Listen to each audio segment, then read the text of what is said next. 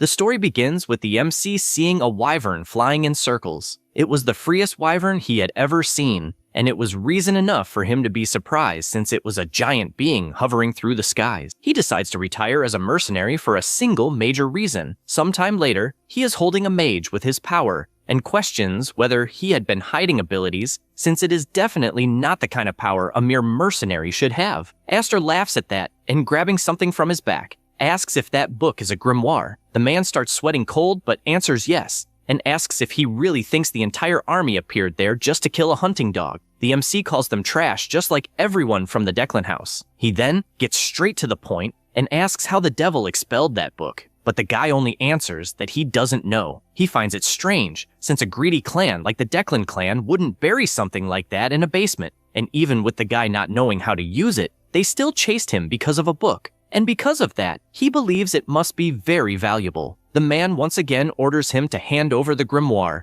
making it clear that he could beg the leader for mercy and might even return to being a mercenary. However, the MC only smiles and questions what kind of power the mercenary manager has to make that happen, and then asks him to say his last words. At that moment, someone arrives on the battlefield, leaving the MC completely startled by the sinister aura he just felt. The man approaching praises the MC's great instincts and introduces himself as the leader of the magical Declan house of the Eastern continent, and, having said that, wants him to hand over the grimoire so they can talk afterward. Aster doesn't hide his surprise since he has been a mercenary for more than a decade and spent half his life working for the Declan house. But it is the first time he sees the leader in person. The Declan family is the strongest magical family on the Eastern continent, and its leader is said to be the strongest mage in history, and because of that, he doesn't know what kind of man this mage might be. However, he doesn't give a damn and tells him to go to hell. The leader can't believe what he just heard,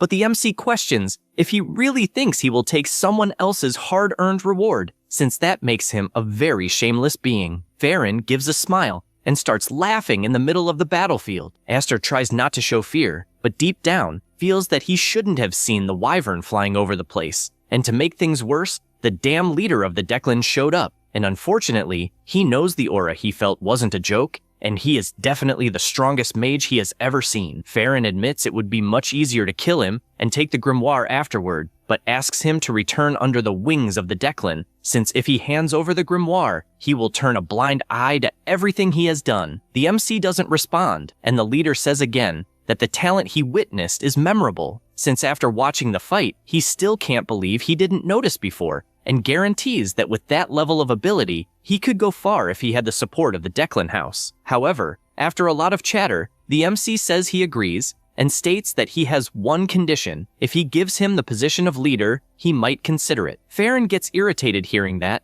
but the MC simply tightens his fist and strangles his prisoner even more, until finally killing him. The family leader gets irritated and laments the direction everything is taking, and makes it clear that he will probably die. The MC knows these are not empty threats, and when preparing, he charges with everything, landing a full punch that is blocked by a powerful barrier. He yells that it's impossible to know whether something is big or small unless it begins, and Farron answers that apparently he will have to put a collar on the dog. Then, activating his magic, he throws the MC far away. He raises his hand, and another magic circle appears, putting even more pressure on Aster, since everything around him starts being destroyed, and he finally understands how powerful the leader of the Declan is, since he can't find a single opening. In the middle of these thoughts, he is struck by a barrier. Farron says that there are things one does not even need to measure to know, and, activating another magic circle once again, says that the difference between them is colossal. Then, a gigantic explosion is caused on the battlefield. The leader, unharmed behind his barrier, says that he did not kill Aster since he only wanted to injure him, and asks if he is ready to talk. The MC, amidst the smoke, asks if by lowering his head and agreeing to return to the shadows of the Declans, everything would be forgiven. The leader responds that it is not simple to believe that, at this moment, Aster appears, and even wounded, points his finger and activates his magic since he is tired of eating dog food. In the next second, he fires a devastating blast of power and excitedly says that just because the collar is shiny and the house is big, does not mean it is not a kennel. However, this is useless, since once again the leader appears completely unharmed with his barrier active. Moreover, he activates another gigantic magic circle and guarantees that this time he will show overwhelming power as several powerful lightning bolts begin to fall from the skies. It is then that he stops to think about the reason why the other day he looked up and saw the wyvern flying freely, and that this is why he could not stop looking. At this moment, the leader approaches, confessing that he is surprised since he thought the MC would die, but he endured firmly, and asks if he finally understood the difference in power between them. Aster admits that the leader is extremely powerful, but Farron asks if he is ready to talk since he still has things to say. The MC does not understand where he wants to go, and asks if by any chance he wants him to be a mercenary again, but he responds that he wants nothing of the sort, and says that his wish is for him to become the leader of the Bongshin family. He is surprised since he did not expect that, and as far as he knows, the Declan family is the most powerful clan on the eastern continent, and strong enough to challenge the throne, and apparently they want him to swear loyalty as one of their vassal families. Thinking about this, he takes the grimoire from his dimensional storage and says that he finally understood the objective. The leader says he is underestimating his own value too much, since he wants not only the grimoire but him as well. Aster holds the grimoire, and Farron says he made a great choice since that action will erase all the crimes he committed. However, the book starts catching fire, and he questions what the hell he's doing. The MC says that he was asked to give the grimoire but was never told it had to be intact. He becomes extremely furious hearing this, and guarantees that he will not have a painless death. Aster makes it clear that he never did anything for money, because being a mercenary does not even pay that much, and asks if he has ever heard of the mercenaries devoured by the young masters of the Declan house. The leader is surprised hearing this, and asks if it is related to forbidden magic. He responds yes, since the damned young men of the house devoured his friends, and the family covered everything up. Farron asks if it was all for revenge, but the MC responds that he is not interested in that, since he knows that the life of a mercenary is not worth as much as his friends. So looking up, he says he simply did what everyone wanted to do, however he also needed money, and that is why he finally decided to retire, so he would never return to a kennel. Farron asks what his last words will be, and with a snap of his fingers, he casts one of his most powerful spells, the glorious blue flame that never goes out. He orders him to repent for every choice he made, but the MC becomes furious with this nonsense, since he has nothing to repent for, as his only option was to be a dog of the Declan family, and therefore prefers to return to the gray zone. At that moment, he laughed like never before, since he had never felt so free, and he laments because he will not escape alive. But since he has no regrets, should he be reborn again, he only wants to find freedom to take his revenge. However, out of nowhere, the fire simply dissipates, leaving him confused. He looks to the side and notices that the leader is standing still, and truly cannot believe that everything is frozen, just like the grimoire in his hand, which begins to fly and makes some magical gears appear on his chest, and he simply does not understand what the hell is happening. Suddenly, he opens his eyes and sees himself holding something. He also sees some people passing by, and does not understand since he was burning to death. He soon realizes that something is strange and questions where he is, and only then does he realize that he apparently returned to the past since the place is familiar, and he finally remembers, because that place is the gray zone where he lived when he was a beggar. He truly cannot believe he returned to the past. The day goes by, and he decides to walk a little and goes near a river, and concludes that he is definitely his past self and younger, and he is certain because a fire mark was engraved on his chest, concluding that the grimoire probably has something to do with it, and even imagining that the Declan family was very interested in the book. He decides he does not care about anything. Either way, it's hard to accept, even though it feels too real to be a dream, and since he is alive and brand new, he decides that mourning should be productive. After all, this is a situation where everything he does can work out, and only then does he remember that he also had a dream just like his friends. In fact, this person called his name and said that they were born as beggars from the gray zone, without clothes, without food, and without education,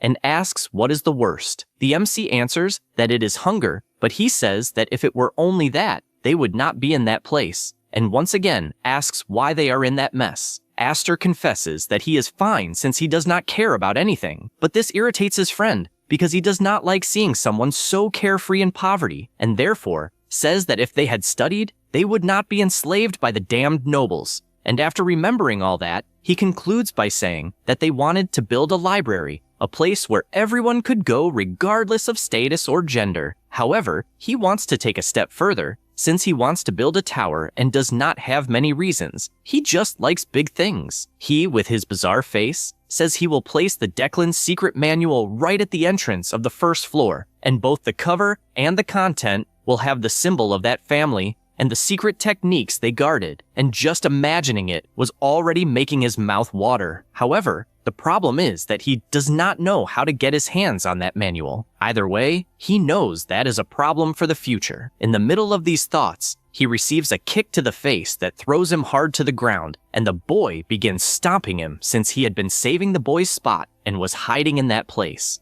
The MC does not understand what the hell is going on and wonders if this is an ambush even though he has survived countless battles. Then he grabs the boy's foot, who gets scared because he was blocked, and Aster, with his frightening expression, says he was beaten 7 times and therefore will retaliate 70. The boy gets scared, but the MC attacks anyway. But when he lands the punch, he hears a crack in his hand. He looks at what happened and does not understand why his arm is swelling. However, because of this carelessness, he takes another punch to the face and begins to be stomped again. He feels frustrated with this outcome since it hurts a lot. Although his heart hurts more than his body, suddenly, the boy steps wrong on a rock and loses balance, falling into the river. When he gets out, he notices the MC is running at full speed and asks where he thinks he is running to. Then, Aster looks back and makes it clear that he will remember the boy's face since he is not running away because it is a tactical retreat. He returns to the city and sits in an alley, and the first thing he notices is that his wrist dislocated without even throwing a strong punch, and therefore, he believes he will have to forget the construction of the tower because he needs to fix his body first. At this moment, he hears someone asking if he is hungry and notices it is a boy with red eyes. Because of that, he asks if he knows him by any chance, and the boy says no. Aster finds this very strange since the boy is completely dirty, but his clothes look expensive, and because of that, he must be a noble disguised as a walking bomb, and for this reason, he asks his name. The child responds that his name is Damien, and several other things about his life. The MC gets irritated since he is talking too much, but the boy says he has no mother. Aster apologizes and says he has no father and tells them to separate, but the boy just stands still and says he will go with him. This leaves the MC irritated since he does not know whether he should punch him or not, and the boy, with his hand extended, activates a magic circle saying he will heal him. This surprises him, but the boy keeps smiling and recites the words, "Magic touch." However, Aster is aware that this is not just a magic touch, since it is the light of healing, a secret technique of the Blandor family that fell into ruins thanks to the Declan family. Because of this, his mercenary instincts tell him that he just got involved in something rotten and dangerous, and he does not understand why a child from that family would be in the gray zone. Because of this, he calls for the boy, but Damien, with his different colored eyes, asks if he called him. The MC thinks this is awful, as he remembered that there was a family member with different eyes, and that was the monster of Blandor, the butcher who would not die even if killed. Then the boy starts playing with ants, and the MC does not understand if they are the same person. Before regressing, the MC was a mercenary who went toward the Blandor family at the request of the Declan family. The group questioned why that mission was necessary since the Blandor family was strong. One of them commented that he had heard that a monster who healed himself had invaded the territory and that many had probably died. The MC was wondering if it was an ogre or something like that, and only then did he see what it really was, since it was not an ogre, but a person splitting someone else in half. This person used unique healing magic endlessly, laughing while fighting, nothing more than a madman. He was the monster of the Blandor, the butcher who would not die even if killed. That was Damien von Blandor.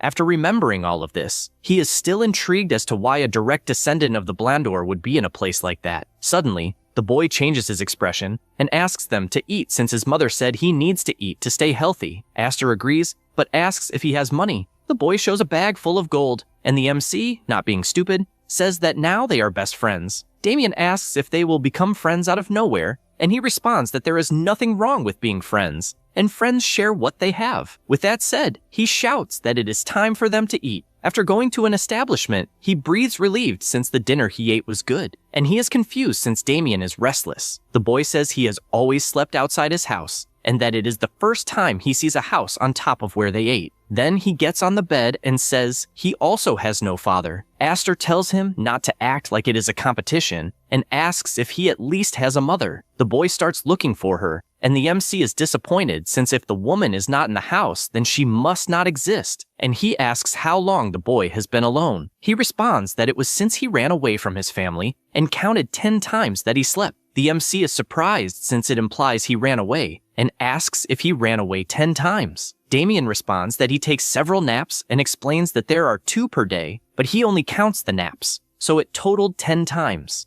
Aster gets increasingly confused and concludes that he has probably been running for 3 or 4 days, then looks to the side and falls face first onto the bed since he definitely found a madman. He also realizes that he may end up being a babysitter for someone connected to the Blandor family and might even get help facing the Declans. He also knows he needs to solve other things first, so he says he will sleep and asks not to be disturbed. The boy asks if he will practice breathing, and he confirms. Then he begins to sleep and remembers that before the regression, he had stolen several noble magics and almost died several times. And the magics he learned were the body hardening technique, spiritual magic, summoning, alchemy, and several others. However, before dying, he found a truly catastrophic power. At that moment, he opens his eyes and thinks that he will learn the foundation art of the Declans, the technique of celestial origin. He is pleased since he memorized it once he researched it, and therefore begins to use the breathing technique. However, an incredible energy begins to come out of his chest, and he feels an intense burn as if his body were under lava. But he knows he needs to stay focused and endure. Besides that, he notices that his body has impurities, and does not know why they are in him. He is aware that it is a high-level magic used only by the elite. It forces the mana pathway, and burns the impurities in the circuit. That is the mana bath. After going through all this, he opens his eyes as if suffocating, and gets up questioning how much time has passed. Damien, however, is sleeping peacefully. The MC does not hide his surprise since there are no impurities in his circuit, and even his mana is purer than in his past life. But he knows that even so, to defeat the elite of the Declans, even if he regressed 100 times, it still would not be possible. However, full of confidence, he is certain that his chances have increased for having been a mercenary. After all this, the next day Damien says that his hair turned brown, and the MC only imagines that he had to change the boy's hair since it was flashy, and also his clothes since they were noble. Damien then asks what they are going to do, and the MC, smiling, says that they are going to make a little mess. Spotty is outside stretching and notices that the day is beautiful. Only then does he notice something and sees that it is the MC again,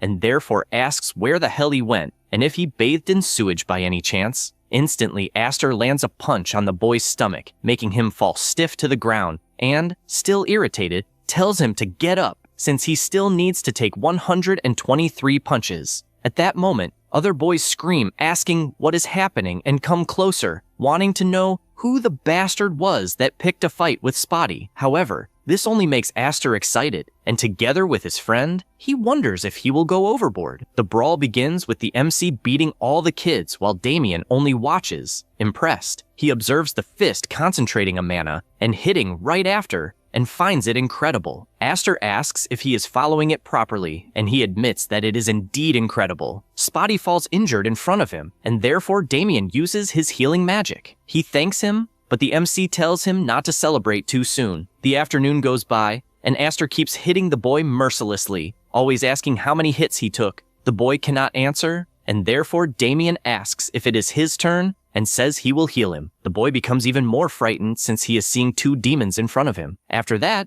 already at night, the MC thanks everyone for being there, and thinks the energy was great, and is therefore proud. At that moment, someone calls his attention. It was Spotty asking if they could leave since they had been beaten enough. Aster answers yes, but the boy says that the place where they are is his house, and the MC becomes furious since he is asking too much from what he understood, and therefore the boys run away. Immediately he turns and notices that someone is approaching. He knows the movement is fast and silent, as if it were a mercenary, and believes it must be someone chasing his colleague. He does not understand since he had been careful, and knows the situation is not good since he has little mana. Then he opens his eyes and gets ready, since when he was a mercenary, he survived many tight spots. That said, he begins to compress his mana, and after gathering enough, he points his finger at the target since he has only one chance. However, the person running starts sliding on his knees on the ground and calling the young master. Damien becomes frightened since it is the butler Alfredo, and the old man, crying, says he spent a long time searching for the boy and almost fell into depression not knowing what he was doing. Damien asks him to let go, but the butler answers no, while begging him to return to the family. The MC finds this scene pitiful until Alfredo finally grabs the boy and turns around,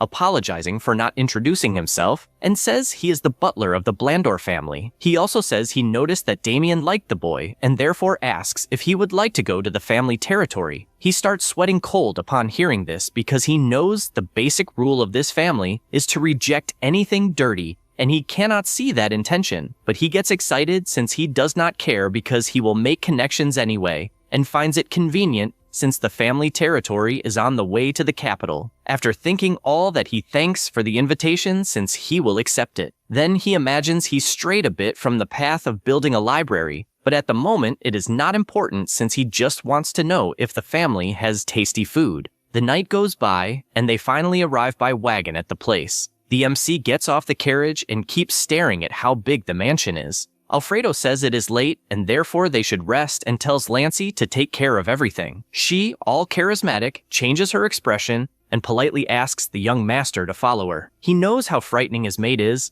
and just agrees, and they all go inside the mansion. The night goes by and the butler starts walking through the house until he knocks on a door, then enters, and a woman asks if Damien has arrived. He answers that the boy was in the 7th gray zone. Suddenly, an explosion happens in front of him because the woman became furious upon hearing where her son had been and, enraged, asks if everything is fine, and if nothing happened, Alfredo asks her to calm down and says he will explain everything. After telling what happened, she says she understands and is relieved. He confesses it is a relief even for the MC who helped Damien. After all, the fury of a mother who was once called the Blood Witch is something no one could stop there. She says he did a great job and he only thanks her. However, he comments that there is something strange that deserves attention. She asks what it would be, and he explains that it is about the friend Damien made, because even being a boy, he noticed his presence before even getting close, since the moment he approached the MC was prepared to counterattack. And as he got even closer, he realized it was a magical missile. The madam finds this incredible since he is a talented boy, and finds it strange someone like that being in the gray zone. The butler changes his expression,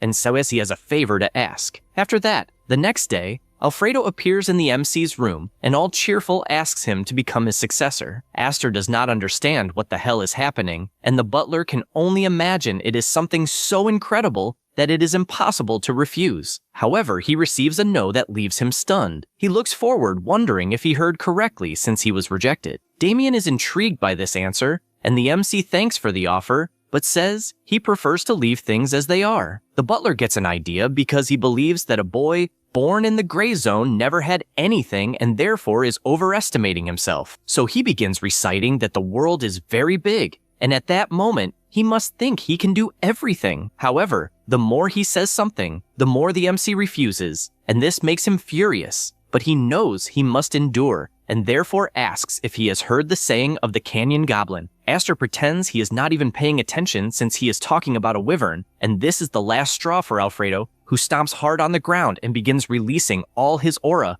making it clear that he will show how big and terrifying the world is. With that, the afternoon passes, and the MC accompanies the butler to another room where all the employees are gathered. Alfredo asks the MC what he thinks since all the employees are new, but Aster soon realizes that family is not joking, since with the mana, he feels it is hard to believe they are teenagers. However, he finds it funny, since looking into each one's eyes, he can see they are nothing but goblins. Once again, the butler asks if he will accept. However, he begins placing obstacles to refuse. At that moment, one of the boys calls the butler and comments that if the MC had really felt something, he would not even think about it and refuse the offer, and since he refused, he must not have felt anything. Alfredo asks if by any chance he is proposing a duel to show his power, and he replies that yes. The butler thinks this is a good idea, and therefore asks Aster if he would accept. he quickly realizes that he must be irritating in the eyes of others since all the boys think he is nothing more than a lucky beggar who came from nowhere,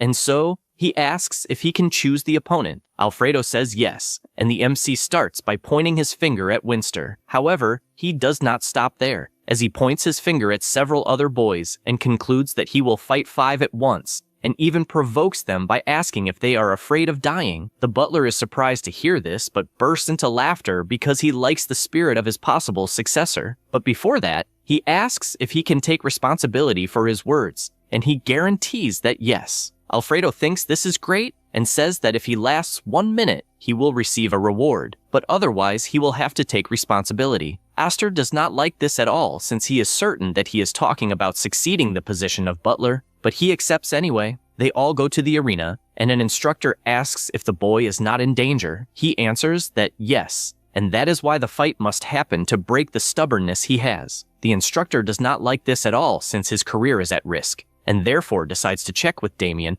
what he thinks and comments that the MC is in danger. However, he is simply pleased, but Lancey scolds him since he should not get involved in the fight because the madam will be angry. The butler orders the instructor to start the match, and he is upset because orders are orders. Lancey notices something and says she will step away for a moment, but asks the young master not to interfere. However, he laughs without guaranteeing anything. Runfit goes to everyone and says he will explain the rules, starting with the duel being turn-based. However, the excited butler says no, since everyone must participate at the same time. He does not like this idea at all, but goes back to explaining that the fight ends when one side gives up, but an instructor can stop the duel at any moment. Winster is irritated to see a beggar in front of him acting like he owns the world. At that moment, the instructor orders the fight to begin, and immediately the MC lands a punch on the boy's stomach as well as on all the others, making them fall to the ground. Winster cannot believe what he is seeing,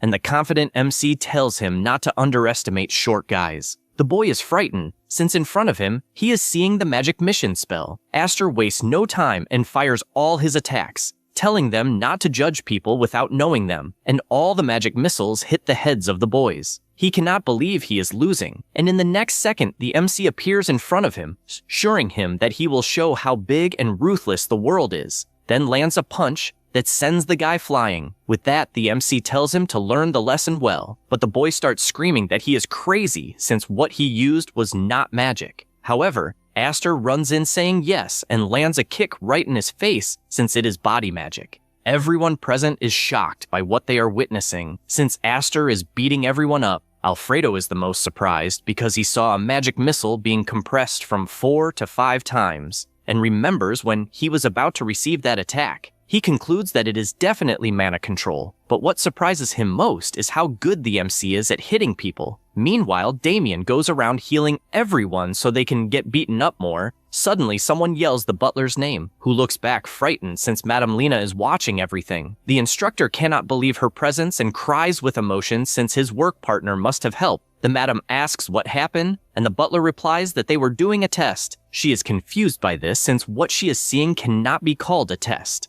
She makes it clear that it is for gathering the newcomers so they can leave. Damien is to go to his room just like Aster. Lastly, she calls Runfit's attention and says he is fired. He simply cannot believe what he just heard. After all that, already at night, Bianca asks the butler what his intentions were since he went too far. He apologizes and assures that he will accept any punishment. She sets her cup on the table and asks if Damien helped in the fight. Alfredo replies that he did not, and confesses that he was impressed by how good Aster is at hitting people. Then he apologizes and says he has something to say about the magic missile he mentioned before, and explains that the boy compressed it 5 times to increase its power. She concludes that apparently he is excellent at controlling mana, and has never seen anything like that happening before. Furthermore, defeating 5 newcomers alone with a single magic missile is something difficult even for high-level mages. Since it requires manipulating pure mana, she also asks about the proposal to become the successor of the butlers.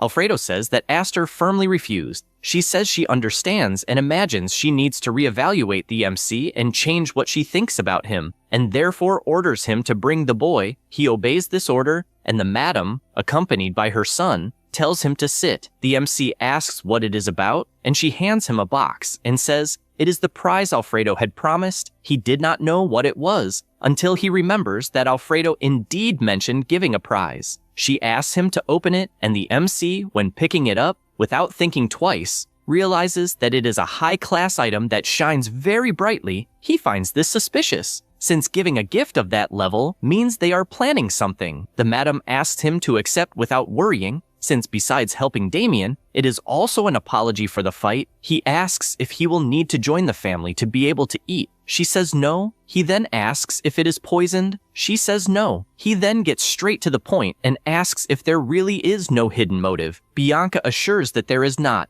Aster gets excited since it was an unexpected gain with no intentions behind it. But the madam says she wants to change the subject since there is something she would like to propose. He immediately changes his expression since he knew there was something behind it. But she, placing her hand on her son's head, simply says that she will arrange an admission for him at the academy and therefore wants him to go with Damien. She explains that her son was supposed to have enrolled 1 year earlier, but refused, and so they delayed it. But they did not expect the boy to run away, and therefore she made this proposal since she knows Damien likes him. In fact, the boy agrees by saying that if a friend goes, then he will go too. The MC thinks it makes sense, since for Bianca it is a problem if her son runs away again, but he also knows it is a great opportunity for himself, since it is a good academy that will give him connections with the rest of the world. However, he also knows it is as if they were putting a collar on him, so he says he will think about it, and she agrees, and says she is curious about something, and therefore asks why he rejected Alfredo's proposal to become his successor. The MC looks toward the door and smiles, then says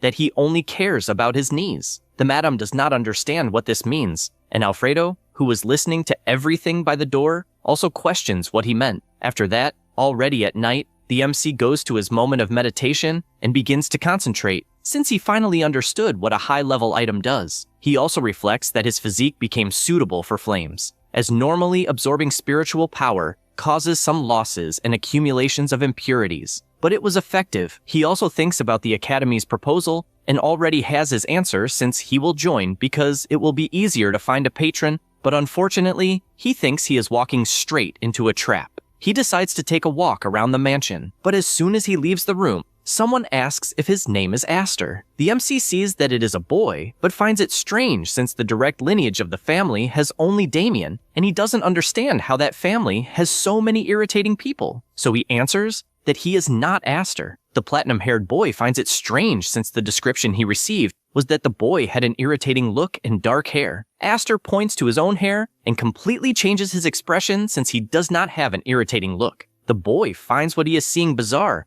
but soon says goodbye since it is indeed a gentle look and apologizes for the misunderstanding. Suddenly, Alfredo appears begging the MC to clear up the misunderstanding and says that he won't need to kneel when succeeding him. Aster cannot believe that the butler had to appear at that exact moment, and when he looks ahead, he sees that the platinum-haired boy noticed his disguise. Because of that, he points, asking why he lied like that. And irritated, he intends to do something but realizes that Alfredo is in a bad mood and therefore gives up and leaves, but tells him to go to the mages' hall later. The butler asks if something is wrong, and the MC replies no. He still thinks he is very stressed, and therefore it will be good to see the boy later. Then he calls for the head butler and asks if he could meet the madam. The next day, Bianca welcomes Aster and asks if he has already decided since he wanted to contact her very early. He answers that he will indeed go to the academy. She is surprised by this direct answer and happy that it was quick and asks them to prepare as fast as possible. Besides that, he is to feel at home during this time. He thanks her for the kindness and leaves the room. Then the butler enters, and she says that the MC accepted out of gratitude. Alfredo gets excited since he expected no less from his future successor and says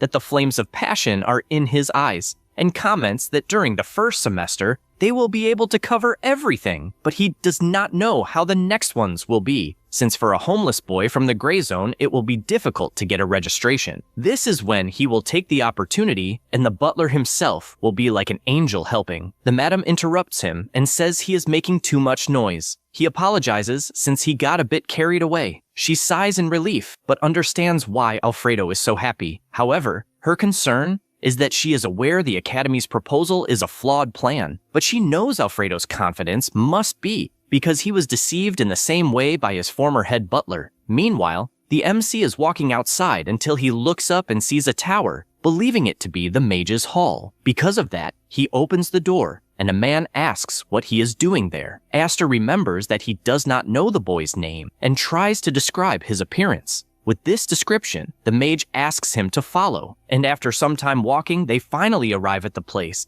and the man asks him to watch his head after opening the door. He does not understand what that means, but enters the room anyway and finds several papers flying toward him. At that moment, a man approaches and says it is a pleasure to meet him. The man introduces himself as Wenji von Blandor and asks if by any chance he is there to see his younger brother. The MC becomes confused since he called the boy his brother. The MC reflects that he learned a lot by infiltrating academies as a mercenary. He learned where mages study magic, and they are called pen holders, and their characteristics are, first, the hair became messy from pulling his strands so much that they stopped growing. From there, they divided into stages. Stage 1 denies that the hair is falling and wears a hood to cover it. Stage 2 is for those who stop denying and accept it. Stage 3 completely shaves the head. The last stage is where they try to make the impossible possible, which is magic to make the hair grow. And so far, no one has managed to create it. However, he knows things are different with the person in front of him. Wenji starts by apologizing since he cannot imagine someone acting with bad intentions toward his brother, but he is sure that a guest of the young master would not make such a rude mistake. The MC just stares at him, finding it amazing since the boy is even young. Then he asks if by any chance he works at the Magic Academy, and he answers yes, since he is currently acting as vice-rector. Aster is surprised by someone so young being a vice-rector, and knows that the Blandor family would not put a nobody in that position. Then Wenji comments that Aster is a little different since he is not a typical rebellious young noble. He laughs hearing this, and does not understand how the guy in front of him, being a mage, has no dark circles and can still smile, and even has great compatibility with him. Then Wenji congratulates him since he heard that the MC was encouraged to enter Zenion Academy, and assures it will be a great opportunity since he will be able to learn a lot. Aster quickly realizes that the guy is trying to get to know him more by talking about the Academy's affairs. However, the silver-haired boy apologizes since he got carried away and started talking nonsense and asks to return to the main point. He places the cup on the table and says he would like to know if he would risk his own life for a friend. The MC starts finding all of this senseless, but Wenji takes a book from his magical inventory and places it on the table, saying that he will give the book if he manages to risk his own life. Aster does not hide his surprise, since he knows the book is the Blandor family's secret, the healing light. After that, in the garden, the madame is walking a bit and trimming some plants. She looks up and confesses that it was a good decision for Damien to go to the academy since the problem was solved without a headache, and she even thinks Aster is a great boy and friend, besides being talented and having a strong personality. Then she smiles since there is something she liked even more about the MC, which was that he did not change at all even after learning where Damien came from. She finds him different from everyone and believes he deserves to be by Damien's side. However, for that reason, he also does not belong anywhere and is like a bird outside the cage. She knows there are many ways to keep someone close and therefore needs to buy time, since for her son's sake, she cannot lose someone talented. Aster, before the book, does not understand how he is receiving something so important from the Blandor family and begins to wonder if it is a trap. He also looks at the clear and transparent eyes and finds it annoying that he cannot read the boy. The MC knows that if a person is good or bad, the eyes show that emotion. But it is as if Wenji were wearing a mask, to the point that not even he himself knows his true self. The silver-haired boy confesses that the matter of the book is not something to be taken lightly, and asks him not to be careless with his answer. Aster says he will answer, and admits he hates this. Wenji completely changes his expression, and that was the MC's intention. Therefore, he says that if there is something he wants to know, he should say it, and if the MC can do it, he will, and if he cannot, he simply will not. Wenji assures that just hearing it could put his life at risk, and if he hears it and refuses to do it, he might even need to eliminate him. The MC does not let himself be intimidated and tells him to kill him already, assuring that you only live once. However, he remembers that in truth this is his second time living. Immediately, Wenji starts releasing his killing intent, which makes even the tea on the table tremble. However, Aster does not change his expression at all. The silver-haired boy smiles and apologizes since he cannot do something like that, and says that the MC passed the test. He also makes it clear that he needed someone trustworthy and that it could not be someone from the Blandor family. The MC hears this, but inside, he is sweating cold since he definitely felt that the boy almost punched him with all his strength. Wenji explains that he has high expectations since he knows Damien does not look kindly at people. However, his biggest surprise is knowing that the leader of the family, with a great reputation, placed someone from the gray zone beside her son, and even imagined there was something more behind it, and says a good pretext ended up appearing, and that her younger brother and the guest ended up fighting, and, because of that, the older brother called to talk. The MC finds this very suspicious because there must be some reason for the Vice Dean to use his own brother as an excuse to get involved in a conflict. Wenji says the situation was very difficult and that there is no internal conflict since the Blandor family is very united. Then, he completely changes his expression and says he is being watched by the Declan family. The MC is surprised to hear that family's name and asks why. Wenji admits he will only tell because the MC said he is not afraid of dying, even though Wenji himself has no intention of killing him, and says that in fact, he is currently researching the celestial origin magic of the Declans and discovered something. This truly surprises Aster. The boy continues explaining about this secret technique, but the MC interrupts and asks if by any chance he was not supposed to be dead for researching that magic, and questions how he is still alive and why he has not sought ways to destroy it since he is a member of the Blandor family. Wenji says the Declan family is a bit out of the curve, and therefore if they discovered it, even with him being the Vice Dean, he would still be killed. Then, he completely changes his expression again, and says that the celestial origin magic, which is the root of all Declan secret arts, is something on another level, and therefore asks him to imagine an auxiliary method that would improve this secret art that is already perfect by itself, and that is why he could not destroy it. And so, he asks if by any chance the MC can feel those feelings. The MC is scared, thinking the guy is not crazy, but crazy as hell. Wenji apologizes since he could not hold back and asks if the MC can understand that feeling. The MC concludes the guy is not only insane, but tests his madness on his own family. However, he realizes the timing matches perfectly, but in his past life, when the Declans wiped out the Blandor family, they found the result of that research, and he concludes the guy from the beginning saw the possibility of a new origin magic and the reason why the leader of the Declan family was so powerful. Amid these thoughts, the platinum-haired boy draws attention and asks if by any chance he is free since it is something on a large scale. Aster asks why he is looking for him. The boy answers that first, he did not talk about the research to his own family because he believes there are spies. The MC then asks if there would not be someone suspicious since the research secret was exposed. Like, for example, a secretary. He answers probably not, and believes it is more related to the acquisition route. The MC comments that if that is the case, they probably allowed themselves to be caught on purpose. Wenji agrees, and since he was in a tight spot, he revealed only a little of the research because he does not want to die. Aster goes straight to the point and asks if it would not be better to ally with the Declans, since they would welcome him with open arms. He agrees, but says he has his own reasons, and then stands up, saying he needs the MC to do something since he has no connections with the families, and confesses he unfortunately did not have much progress with the part he was given, so with some papers in hand, he says the reward for doing this will be enormous, and asks only to deliver the thesis he is holding to Professor Perun of Zanian Academy, and after doing that, the MC will receive the Book of Healing Light. The MC thinks for a moment and smiles since he is definitely very lucky. Therefore, he asks to do something else and says he will take the Healing Light magic as collateral for the risk,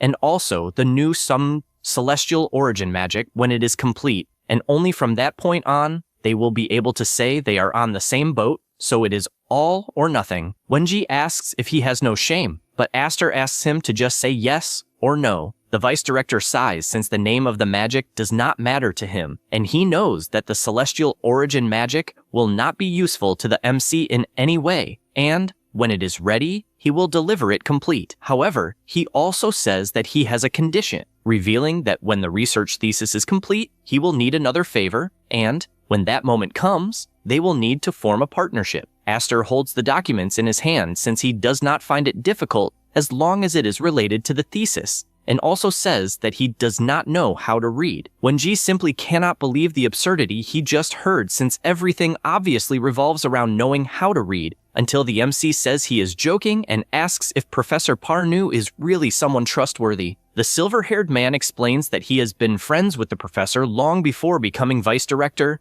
and that they even fought for first and second place. But the rivalry ended when he returned to the Blandor family. The MC immediately understands what the guy meant, and starts wondering about this Professor Parnu, and finds it irritating that there is another lunatic like the silver-haired one at the academy. After that, already at night, the MC removes everything he had in his possession, and imagines that he received a spatial pouch since he needed to keep the thesis extremely hidden, but does not understand why there are so many books. However, he notices that there is also a letter. He decides to read it, and already imagines it will be a pain. The letter says that he selected and saved the essential magical texts, so he can learn in the future, and wrote the order in which he should study them, and therefore asks him to devote himself to cultivating the intellect worthy of the talent he possesses. He is surprised by Wenji's words, and then organizes all the books since he needs to study from basic to advanced. He finds this great, and then picks up a pen and begins listing the sponsors. He reflects that,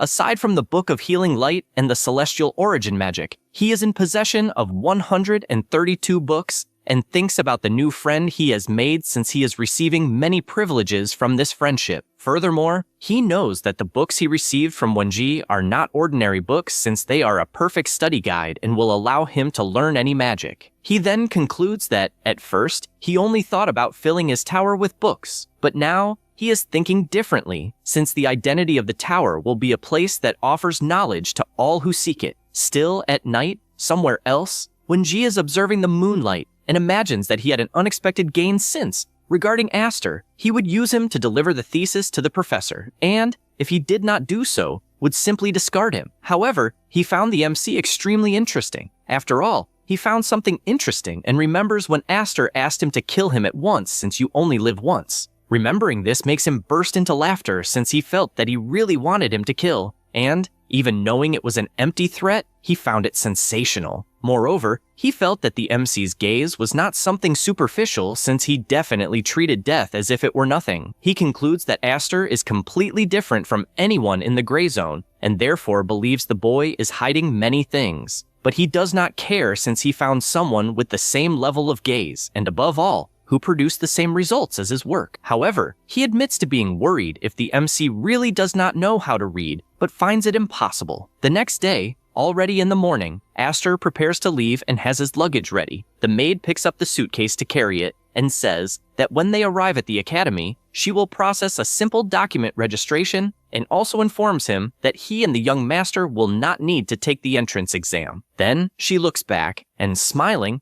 says that the boy matched the outfit very well. The MC thanks her for the compliment and starts imagining what it is like to not need to take the admission exam, since it is a privilege of noble families, and he does not think it is bad. Then Damien calls for his friend, and Bianca asks them to take care of themselves, as well as reinforcing that it is a great opportunity for Aster to achieve excellent results. And he thanks, but imagines that he was already thinking about the results he wants, since he knows that Xenion is the greatest Western academy and countless sponsors are there, and therefore he needs to take them all for himself. Then, confident, he asks all his future colleagues to wait for him. While they are traveling by wagon, the MC picks up one of the books and concludes that Wenji is in fact an exceptional mage, since the fundamentals of magic are simple, but the interpretations change from person to person. Comparing it to water, for some water is life, but for others it is a disastrous flood. A difference in perspective, and even following the same principle, each noble house developed in its own way. Then, after analyzing many grimoires that were in the bag, he realized that the alterations Wenji made to the celestial origin magic are surprising. At this moment, Damien calls his friend and shouts that they finally arrived, since they are in front of Xenion Academy. Aster is not even surprised, even though he did not know the academy, and Lancey informs that the carriage cannot proceed from that point on, and explains that during the admission exam, it does not matter if one is noble or not, they must enter on foot,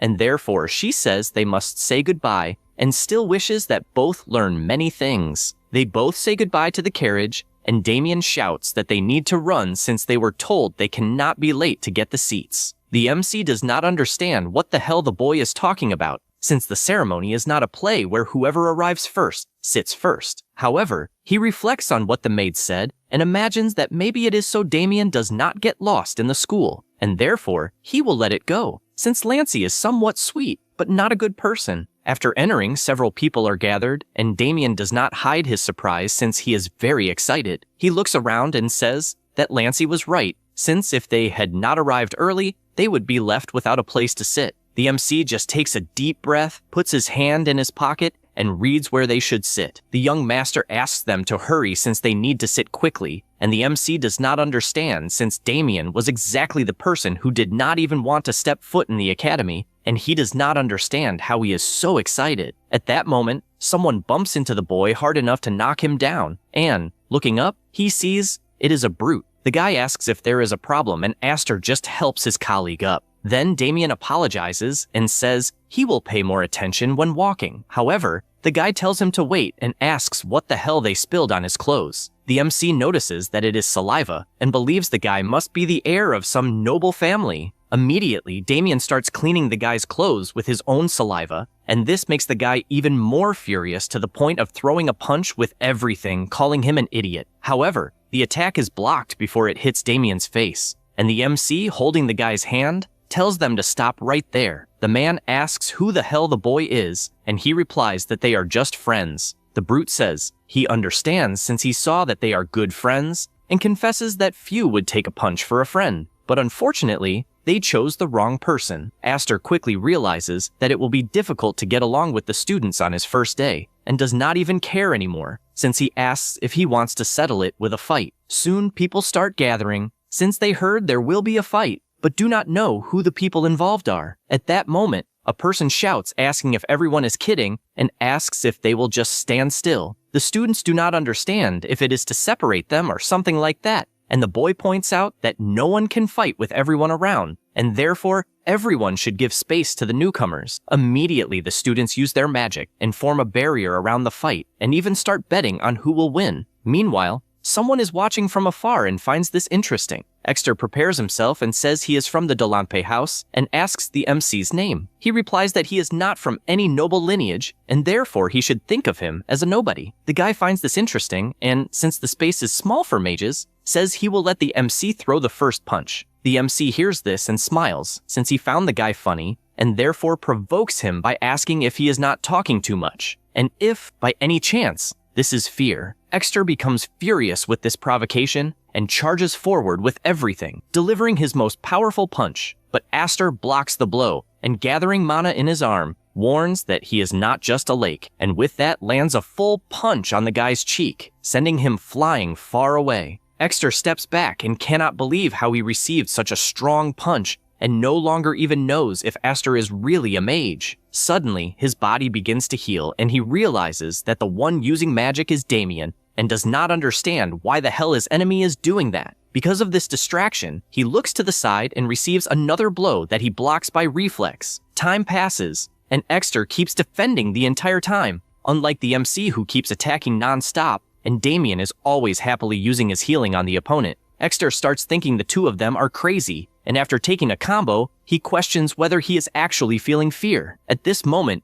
the audience shouts, telling him not to hold back since he is the sacred pride of Dolampe, and therefore everyone trusts him and wants him to finish the fight quickly. These words enter his mind and he screams furiously because he does not know how a mere second-class mage is acting so cocky, and therefore he throws one of his strongest punches, even surprising Aster since it was not bad at all. The big guy does not stop there, and gathering even more energy in his fist, he lands a direct hit that even causes an explosion inside the arena. This time, the students liked what they saw since they are cheering for Exter. However, the guy is not happy at all because he felt the punch land, but he also knows it seemed weaker than it should have been. The MC does some flips backward and wipes the dust off his body from the blow he took. Exter notices this and becomes even angrier to the point of charging in without thinking. Aster finds this interesting, and since he sees Damien healing the enemy the entire time, he knows he must finish it with a single strike. so he begins to concentrate and electrical mana appears in his hand, a technique he developed with his partners in his past life. He prepares himself, and since the opponent is right in front of him, he does not waste time and charges forward, landing his collision-style technique. The impact is so strong that even the students outside the barrier feel it. They cannot believe what they felt, and after looking at the fight, they see Exter falling to his knees and collapsing to the ground. Everyone is too shocked by the result to react until the MC appears through the smoke, and with a serious face orders everyone to applaud and shout.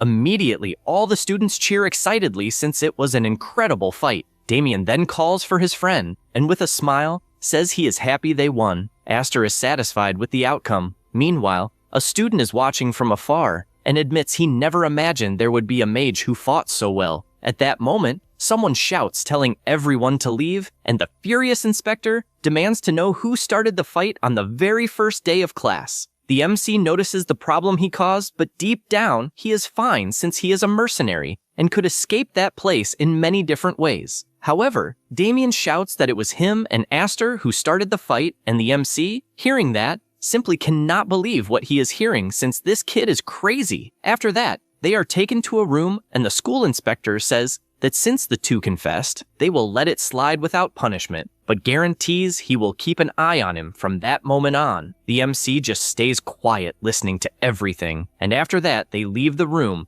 and he feels relieved since the ceremony has not started yet. As they walk, other students gossip since they saw Aster defeat a martial artist, even though he was smaller. Damien thinks it is awesome that people are looking at them. After walking a bit, they see that their seats are empty, and Damien excitedly says that their new friend probably saved their spots, and that it is incredible. But Aster knows that is not the case. Then the director introduces himself and begins his long speech. Damien even falls asleep, and the MC is surprised since the director delivered a long speech and did not even sit down. He then looks to the side and finds it incredible how fast his friend fell asleep, and to make it worse, he is drooling. Suddenly, he notices that someone caught the director's attention, and this person informed him that there is an important place he needs to go to. The director finds it strange since nothing should be more important than the entrance ceremony, but with no other options, he apologizes to all the students because something urgent came up and says he will finish the lecture at another time. Because of that, he calls Jaira, who approaches with her long hair. But out of nowhere, she lets out a scream telling everyone to pay attention. Since it was so sudden, all the students get scared, including Damien, who even wakes up. She introduces herself and informs everyone that she will continue the ceremony. First, she asks to begin with the freshman's oath, and the first will be the representative of the magic division, Dahlia of D9. The girl starts climbing the stairs, and everyone whispers that she is the third daughter of the family head and probably has incredible abilities. The MC also observes and reflects that the Denai family is the second most powerful, only behind the Declans. In this family, Dahlia grew up to become the future representative of the eternal second place. He knows she is a capable girl, and, in the past, since they did not get along so well, others might imagine they were terrible friends. Either way, he finds it interesting to see her entering the academy that year. Next, Jaira calls the next representative, who is Paul from the martial arts division. He stands up, and Aster notices they did not call him by a family name, so he must not be a noble. The two students who were called remain standing, and the redhead says she will introduce the teachers of class 172, and therefore asks them to enter. However, before that, Dahlia does not stop looking toward Aster, and he notices it almost immediately, but turns his gaze away since there is not much he can do. At that moment, the girl falls to the ground because she was not paying attention. Meanwhile, the MC is watching carefully because he needs to find out which of the teachers is Parun. After a few introductions, the last teacher arrives and introduces himself as Parun, the one in charge of the magic principles of Magology classes. The MC is surprised since he was actually expecting the man to look like Wenji, but they are different. And since the platinum-haired one used a mask, he will not judge too quickly. Jaira informs that the teacher's introduction is over and the entrance ceremony is concluded, so everyone must follow the staff to their designated dorms.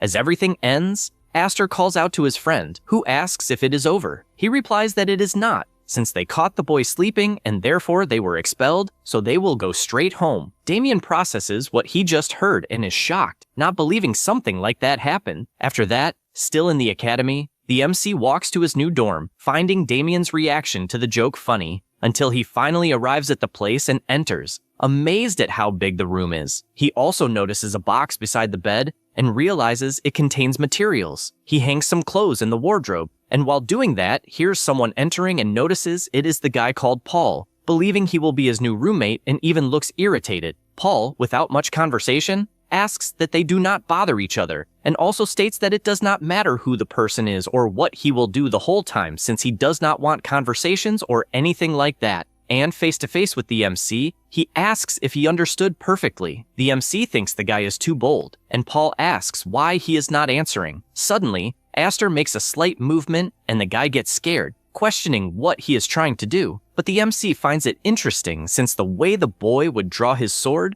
would be in a manner certain not to hit anything. Then he smiles and says he will go out for a bit and tells Paul to do whatever he wants. However, in exchange, he tells him not to complain if he himself makes noise after midnight. Then, outside, Damien meets him and asks who the roommate is. The MC replies that he has no idea. Damien, still full of energy, asks to walk around the academy since there are many things they need to see. Aster knows that the Zenian Academy is gigantic, and therefore it is a good idea for them to get familiar with it so they do not get lost. And he says he agrees since it is not a bad idea. However, he imagines that something is bothering him, and it is not as much as in his past life, but his senses are on alert. Then, observing in a certain direction, he notices the presence of a mercenary from the Declan family and becomes excited to discover how many more of them are in that place. With that, the two begin walking through the enormous magic academy and pass by all kinds of places, even finding a pond inside the academy. But after walking so much, the MC is already feeling tired. Then, he tells Damien to make one for him. The boy does not understand what he means, and he explains that he is talking about the pond, since it is enough to ask them to build one in his mansion and pour water inside, and he will have a pond just like the academy's. Damien finds this incredible and says he will ask for an even deeper one. Then he starts imagining what name he would give the pond. After that, they spot a statue, and he decides he also wants one. The MC suggests making one in the shape of a dragon, and says the scales will be wonderful. After that, he asks to return since it is already late and imagines that he managed to count 7 mercenaries in total and that there are probably more than 10 hidden, and based on how they are all distributed, he believes the target is the second magic hall of the academy. He knows that the place is where Perun is, and besides that, the Declans must also know about Wenji's friendship, and therefore they would obviously suspect that connection. He looks back and becomes excited since he had even wondered why they had not acted yet, but the moment he thought about it, they all began to move, and because of that, he wants to discover how much the mercenaries know. After that, already at night, a mercenary moves at high speed throughout the academy until finally reaching number 2. He asks where the others are, and the hooded man replies that they went ahead. He then asks whether he is referring to the main or secondary target, and the mercenary says that apparently they discovered something about the main target, and that by midnight, the objective will be delivered to the secondary target. The man says he understands and reflects that the main target, which is Wenji, has begun to move, and among the various secondary targets, they must watch Professor Perun. Only then does something cross his mind, and he questions the single digits, since the target is powerful, and they need at least a single digit. The hooded man replies that number 1 will not appear, nor the other single digits. This worries the man since the situation is not good, but the hooded man asks him not to worry, since Callahan, who is the fire demon, will join them. The man is surprised since he knows that this person is the vice leader of the Declan's mage squad, the Red Jewel. He even likes the idea of the guy being cold-blooded, but that is why their lives are in danger, as they will die if they jeopardize the mission with that person present. The hooded man warns that the operation cannot turn into an open conflict. And with that said, the two leave through the window, but they do not realize that Aster had been watching them the entire time and also overheard that the mission would be at midnight and that Callahan would be present. He knows that Callahan, even when he was a mercenary, never left his prime. After the Declan family bet their own survival against the Blandor family, he remained loyal to the family that was in decline, proving his devotion. Even at that moment, he is a dangerous man. But his golden era happened after the war against the Blandor, the firestorm of the Declans that no one could stop. He is a man who managed to carve his name into history as a war mage. The MC concludes that he will have to put an end to this mage. After all, Callahan's magic is one of the Declan's arcane fire arts, Because of that, he wonders why one of the mercenaries suddenly appeared, since it seems he obtained an unexpected gain. However, he still has a doubt, since their target, which is Wenji's thesis, is in his own hands. And even so, the mercenaries said it was delivered to the secondary target, Professor Parun. Besides that, he does not believe it is possible that the thesis in his hands is fake, and there is no way their objective is anything other than the thesis. For this reason, his conclusion is that what will be delivered that day is a false thesis. Meanwhile, in his room, Paul puts on clothes, puts on his glove, prepares his sword, and gets ready to leave the room. But before that, he looks to the side to see if the MC is sleeping, even though in reality, it is a dummy. At this moment, in the magic hall, Parun is reflecting and sighs since he thinks the Declans are bastards because he tolerated it when they crossed the line and did nothing major, but they invaded his territory and he does not understand why they are so confident. At this moment, the door opens and someone enters. Parun notices that they are mercenaries, but he immediately calls Paul by name since he recognized him, and even asks him to define the disguise better next time. The boy simply shows an envelope, and the professor, after looking at it, says that he probably will not have another chance to do this. Paul begins to sweat cold, but the professor only grabs the hand, and immediately notices that it is Wenji's, and concludes that his friend planned to deliver the thesis avoiding the Declan's eyes. And even then, they were caught in an idiotic way. However, he does not think that is the case and does not understand what trick Wenji is using. At this moment, an explosion is caused in the hall, and the man responsible says it is a pleasure to meet the professor. The one responsible was Callahan, who introduces himself and wonders if a mere laboratory professor knows him. Paul prepares his sword since he was caught by surprise, while the fire-haired man says he did not know he had a mercenary as a guest, and once again asks if the professor recognizes him. At this moment, he changes his expression because Parun replied that he had never heard of him, and, standing up, orders him to say what he is doing in that place, since the stench of shit is ruining his nose. Callahan finds this funny, and confesses that he has never had so much fun since no one ever dared to speak in that way, and pointing at Paul makes it clear that the boy will die,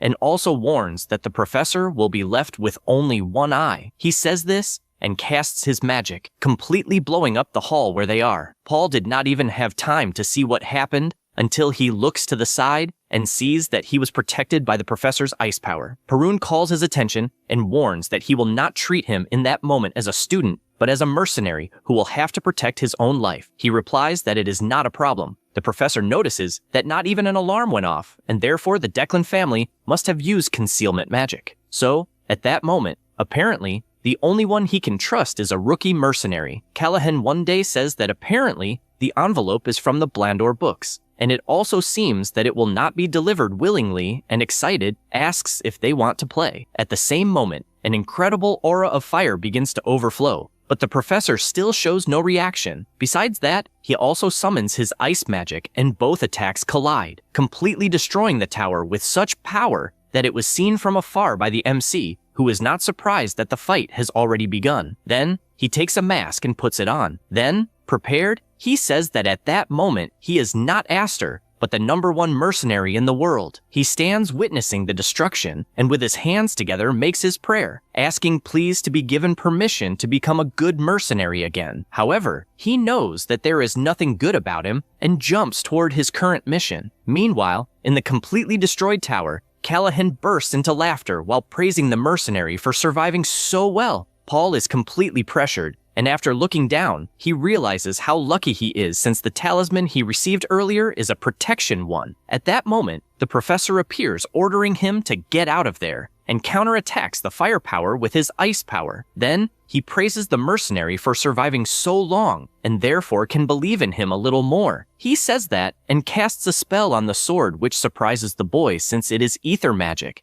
an enchantment magic. The professor asks if he can keep blocking the attacks, and he replies that he can block as much as needed. He says this imagining that since he cannot retreat, he will have to block, or he will die. Callahan calls the attention of both, and says that a mage and a warrior make a great duo, but he casts another powerful fire spell that is blocked by a slash from Paul. The professor realizes things will get complicated, and concludes that if they continue the way they are, it will be a problem. So he imagines he will have to use his trump card. The amount of mana present in nature is limited, and two commanding entities are ordering it at once. Then, a struggle for control begins between the entities, and because of that, he wonders how much that guy would endure. Callahan watches the professor unleashing that enormous power and also gets excited since he wants to do the same, and both begin to overflow with devastating power as if they were two monsters. The power becomes more and more intense to the point of causing catastrophic destruction in the place. Paul watches this and thinks everything is crap since he is witnessing two monsters fighting, and there is simply no gap to escape the power. He is lying on the ground unable to move since he did not imagine things would escalate to this extent. From afar, it was possible to see a giant whirlwind, and the Declan's mercenaries are on alert, but one of them tells them to wait since attacking at that moment is suicide, and asks how many mercenaries they still have. However, in the same second, they are swept away by a trail of destruction and conclude they were caught in an ambush. At this moment, the MC finally arrives at the battlefield and appears in great style, drawing the attention of both Callahan and Perun. Aster just tells the two to pay attention to the badass entrance he made. This makes the two mages cease their attacks, and the Firehair, furious, asks if this is some kind of joke. However, the MC moves at high speed and reaches Callahan's neck, saying that place will be his grave. The mage feels the danger he is in, and, acting on impulse, raises his arms and fires a colossal firepower that even throws him backward due to the pressure. Even so, his body is injured, and without time to think, he finds himself cornered once again. He tries to do something, but cannot due to the mana deviation he suffered, and at that moment, several mercenaries appear to help him, and he takes the chance to grab a mana vial and starts drinking it to fix the mana deviation problem. Then his concern is knowing how the hell someone so powerful appeared out of nowhere.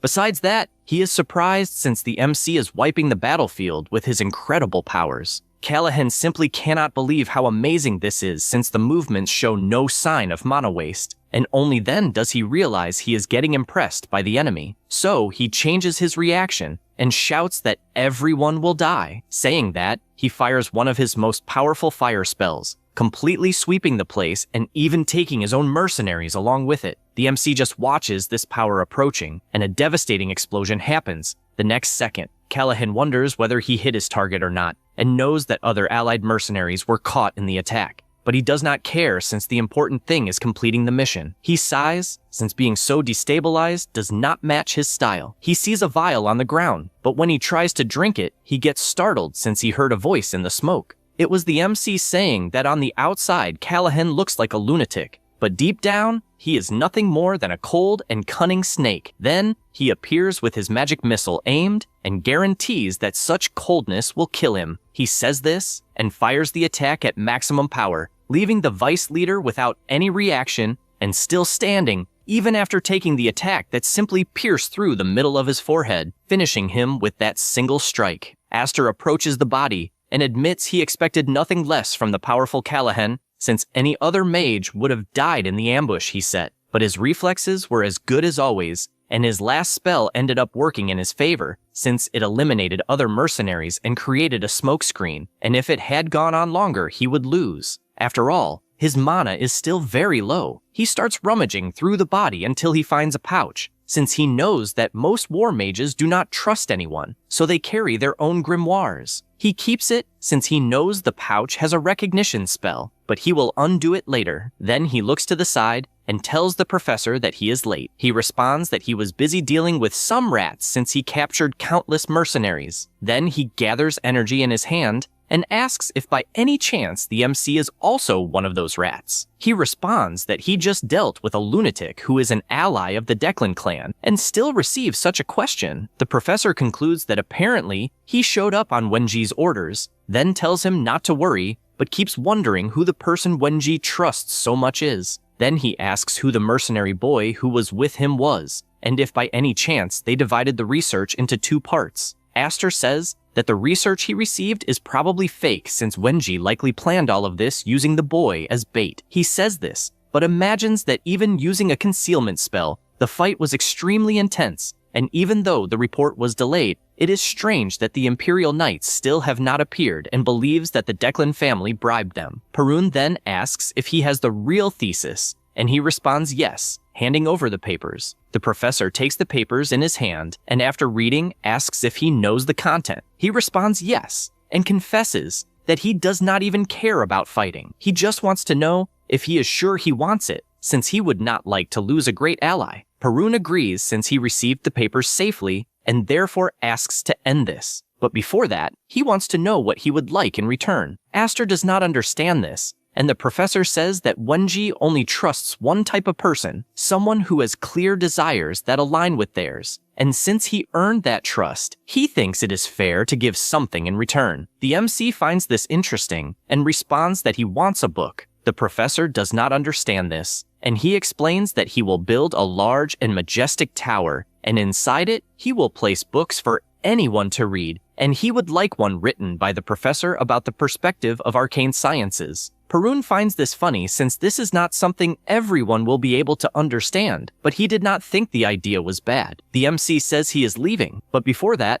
the professor questions how they will keep in contact since he has more papers to deliver. He becomes thoughtful about this, and after opening his dimensional pouch, he takes an item and throws it toward the professor, saying it is a communication crystal. Perun takes the item in his hand, and after trying to say something, realizes he is already alone. Sometime later, the Imperial Knights arrived at the scene, and everyone present who was still alive received help. The area was quickly isolated, and the MC, already in his sleepwear, pretends he knows nothing. Damien notices his friend's presence and asks where he was. He responds that he was taking care of some business, and imagines that he has the body of Callahan and the mercenaries. And since the evidence is clear, the Declan family will stay quiet for a while. Then he thinks about his seal, which reacted during the fight, and normally that does not happen, but it was good since it helped him block the powerful attack he received, and therefore he does not complain. It is an elemental technique that mages use often and prevents the caster from being harmed by their own magic. He remains thoughtful about this and concludes that he will have to investigate it further. At this moment, someone calls for him. It was a student introducing himself as Chenbi. Aster asks what he wants, and the boy comments that he fights very well. The MC becomes worried that the boy may have discovered his identity, and if that is the case, he believes he will have to kill him. The boy says he found the fight he saw during the admission ceremony incredible, and therefore asks how he can fight like that. The MC feels relieved since he apparently gained a good reputation, and only replies that his opponent had little ether, but things will change the next day, and with that, he walks away. Chenbi, a little embarrassed, says he wanted to stay with him since he hasn't made any friends yet, and asks if he understands. Aster imagines that yes, and knows that the Academy promises equal treatment regardless of origin, but that is a promise from the Academy and not from the students. The boy says again that he was very nervous, and that when the problem spread, it will be strange to be alone. The MC says he understands, and the two continue talking normally, with him even imagining that it's good to have someone normal to talk to from time to time, since in this new life, he has only met lunatics and even forgot what a normal person is like. Then he concludes that it is time to start his academic life. After that, the next day, all the students are gathered in the classroom. Damien does not stop yawning since he is dying of sleep. At this moment, Chenbi appears greeting the two and says he can't believe they will have classes right after the chaos that happened the previous night. The MC agrees and also notices that his new friend does not seem to be from a noble family or have much money, but even so, he is not shy, is even cheerful, and seems like a decent person. The boy calls his attention and comments that he discovered their teacher will be Miss Zira. The MC does not understand what he is talking about, and he gets excited to say who she is, since she is a woman who massacred a horde of trolls alone. Right after, the teacher arrives, and the MC finally understands, since in reality, he is talking about Professor Jaira and did not know her real name was Zara, who was at the entrance of the ceremony. She greets everyone, introduces herself, and talks about the chaos of the previous night, but says that something like that could not hinder their studies. She then informs them that she will measure the mana of everyone in the room, since this measurement evaluates the quantity and quality of each one's mana, and she asks if anyone knows which of the two is more important. At that moment, a person raises her hand. The student introduces herself as Arzen and says she does not know if there is a concrete answer. However, she would say that quality is more important, and explains that when facing a mage as powerful as yourself, the one with better quality mana would naturally have the advantage. The MC hears this and imagines it is simply the book answer, since mana quality affects precision and stability, and even if you have a lot of magic, it is useless if you cannot hit the target. But in truth, he knows reality is different. He barely thinks about it when the teacher clicks her tongue, displeased, frightening the girl. She then asks what her family is. Arzen replies that she is from the Barony Pelham family. With that, the teacher takes a deep breath and says she expected no less from just any family. This comment leaves the girl extremely upset, but Zara, not caring, asks if anyone else would like to try to answer. She notices that no one is speaking, so she points to another student. He stands up and says he believes that the quantity of mana is more important since in large-scale battles, quantity would be better. Aster reflects that in fact, the thought is correct, and from another perspective, quantity can surpass quality, and in summary, it depends on the situation. However, once again, the teacher gets irritated and asks the boy's family. He replies that he is from none. Once again, Zara asks another to speak, and the students start guessing anything like family, speed, determination, and this only irritates the teacher even more. The MC starts to worry, since the teacher is hard to please, and she tells them to listen to everyone's answer and says that in fact, they were all close to being correct, but there never was a correct answer, and therefore she wants them to think a little about the kind of answer they gave. She questions whether it was something they thought of on their own, or if they were just trying to guess. After all, a mage should never lose their conviction no matter where or when, and staring intently at everyone, he believes that no one had the mentality of a true magician and orders everyone, from that moment on, to become real ones. All the students are moved by this speech, as well as the MC, who in the end was right, but found that teaching method crazy. With that, the teacher announces the mana measurement and calls Arzen first. Zara says that the girl will be the representative of Class M3 of the Magic Division since she gave a very good answer, and because of that, she will record the mana levels of her classmates. The girl runs excitedly, and Aster notices that teacher's way of training. Meanwhile, Chenbi is dying of envy since he wanted to do that. Zara asks the assistant professor to proceed, and he, with a cape in hand, removes it, revealing the magic device. The teacher comments that many probably have never seen that magical item,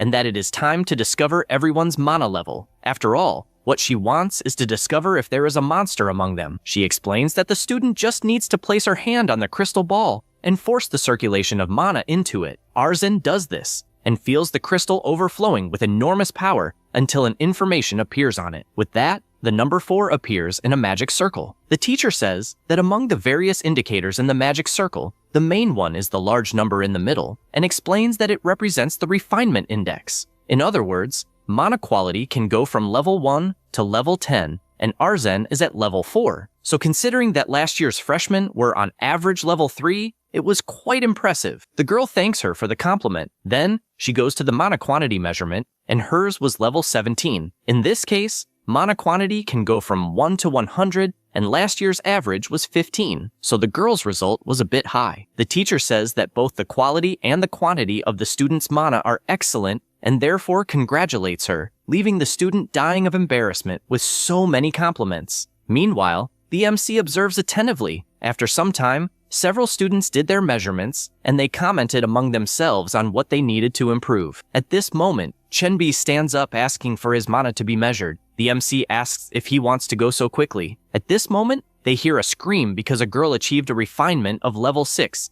even though the average was 3, and also a mana quantity of level 20, which was surprising. The assistant asks for her name, and the girl answers that she is called Furion de Denai. Aster immediately realizes that she is from the same family as Dahlia, and judging by her hair color, they must be from collateral bloodlines. The assistant admits he is surprised and did not expect less from a descendant of a noble family. She laughs and thanks him. At this moment, Damien wakes up not understanding what is happening, and the MC explains that they are measuring mana. The boy gets excited and shouts because he wants to try, and that shout embarrasses Aster since he is drawing too much attention. The three begin descending the stairs, and the students watching them whisper that the heir of the Blandor family looks too young, and that the person beside him was the one responsible for hitting Exter. He hears all of this and laments it, since he did not want to be known for beating up a child. The assistant asks Damien to try, and the boy asks if he just needs to circulate his mana into the crystal. He says that, and starts doing what he was told. Right after,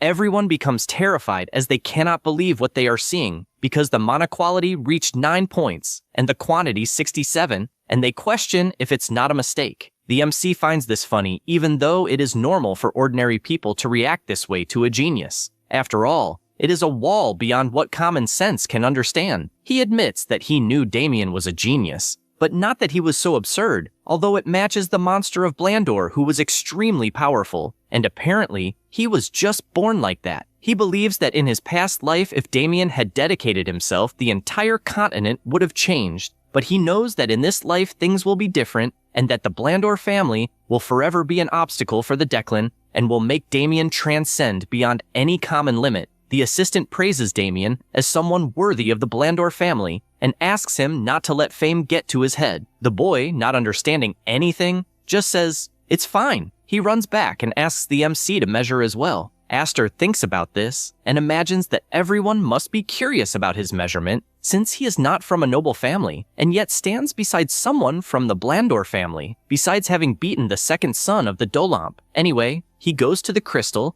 and decides he will stay discreet with a median score to avoid problems. He begins adjusting the property of his mana a little and also using a decent amount, but when doing so, he becomes confused because he does not understand why the limiter is so low and believes he messed everything up since it will come out much higher than expected. With that said, his refinement index was level 10, but the numbers started rising so much that the system began to bug and ended up giving an error since the limit was exceeded, and therefore the device had to be restarted. People do not understand what the hell limit exceeded means, and Damien just shouts that his friend is incredible. The MC tells the assistant that the device is not working and that they will need to measure again, but Damien says it is correct. The MC only imagines that the boy should shut up, but Damien does not do that and insists even more that the test is absolutely correct, irritating the MC more and more since he wants him to just shut up. The assistant restarts the device and Aster takes the test again, giving level 3 in refinement and level 15 in total mana. He breathes in relief since he was much more careful, but gets scared when hearing someone shouting that it is bullshit. He turns and sees that it is Damien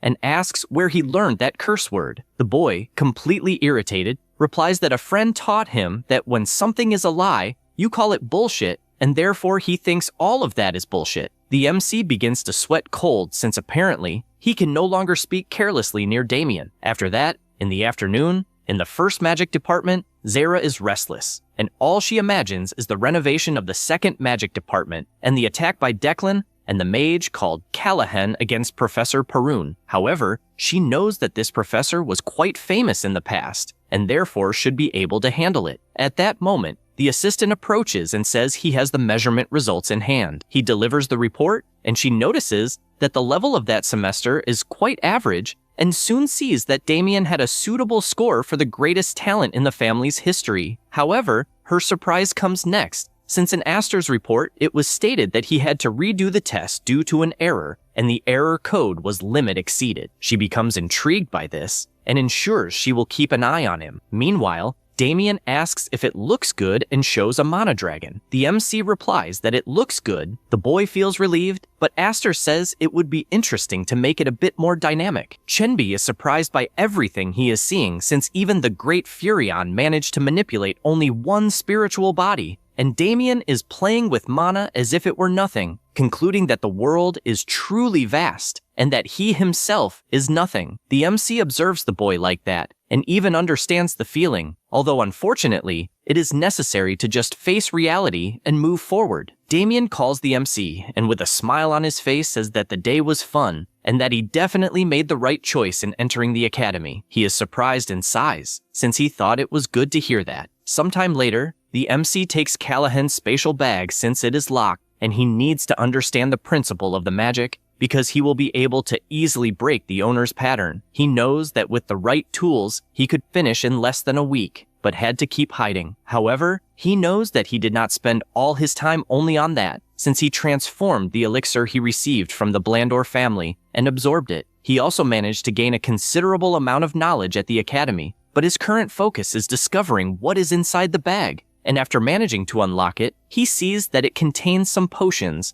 a huge cape that he definitely will not be able to wear, and a defensive artifact. He finds it interesting since a defensive power is not bad. However, what interests him is something else, and he finally takes out the Declan's secret grimoire. the crimson flames. It is a secret magic inferior to the flames used by Farron, which is an extremely powerful magic that burns everything without leaving anything behind. He is aware that it is not something he can learn overnight, and only then realizes something about that day, since if he is not mistaken, the semi-annual performance evaluation will take place. All the students are gathered, and the most excited one is Damien with the number of people, and Chenbi explains that all the classes are gathered. Besides that, he asks the MC if he heard the news, then says that there are rumors that this semester's evaluation might be an advance through the canyon. Aster understands what his colleague means, since that test has 3 practical types, which are the corridor of challenges, a sewer-like labyrinth where one must reach the objective, the advance through the canyon where students run to the finish line, and finally the simulator, where one duels against a person or a monster. He concludes that he does not care which event it will be but wants to pass without many problems. However, he is noticing that Chenbi does not seem to think the same since he is extremely restless about the test. At this moment, a voice shouts for everyone to be quiet, and Parun appears saying that he is in charge of Class M1 of the Magic Department. The MC is happy to see the professor and jokes that his dark circles are worse than the last time they met. The professor says that, as everyone already knows, the semi-annual performance evaluation will take place. Then, in a few words, he says that the chosen test is the corridor of challenges. This information completely frustrates Chenbi, since he had come up with a million plans for the other tests, but not for this one,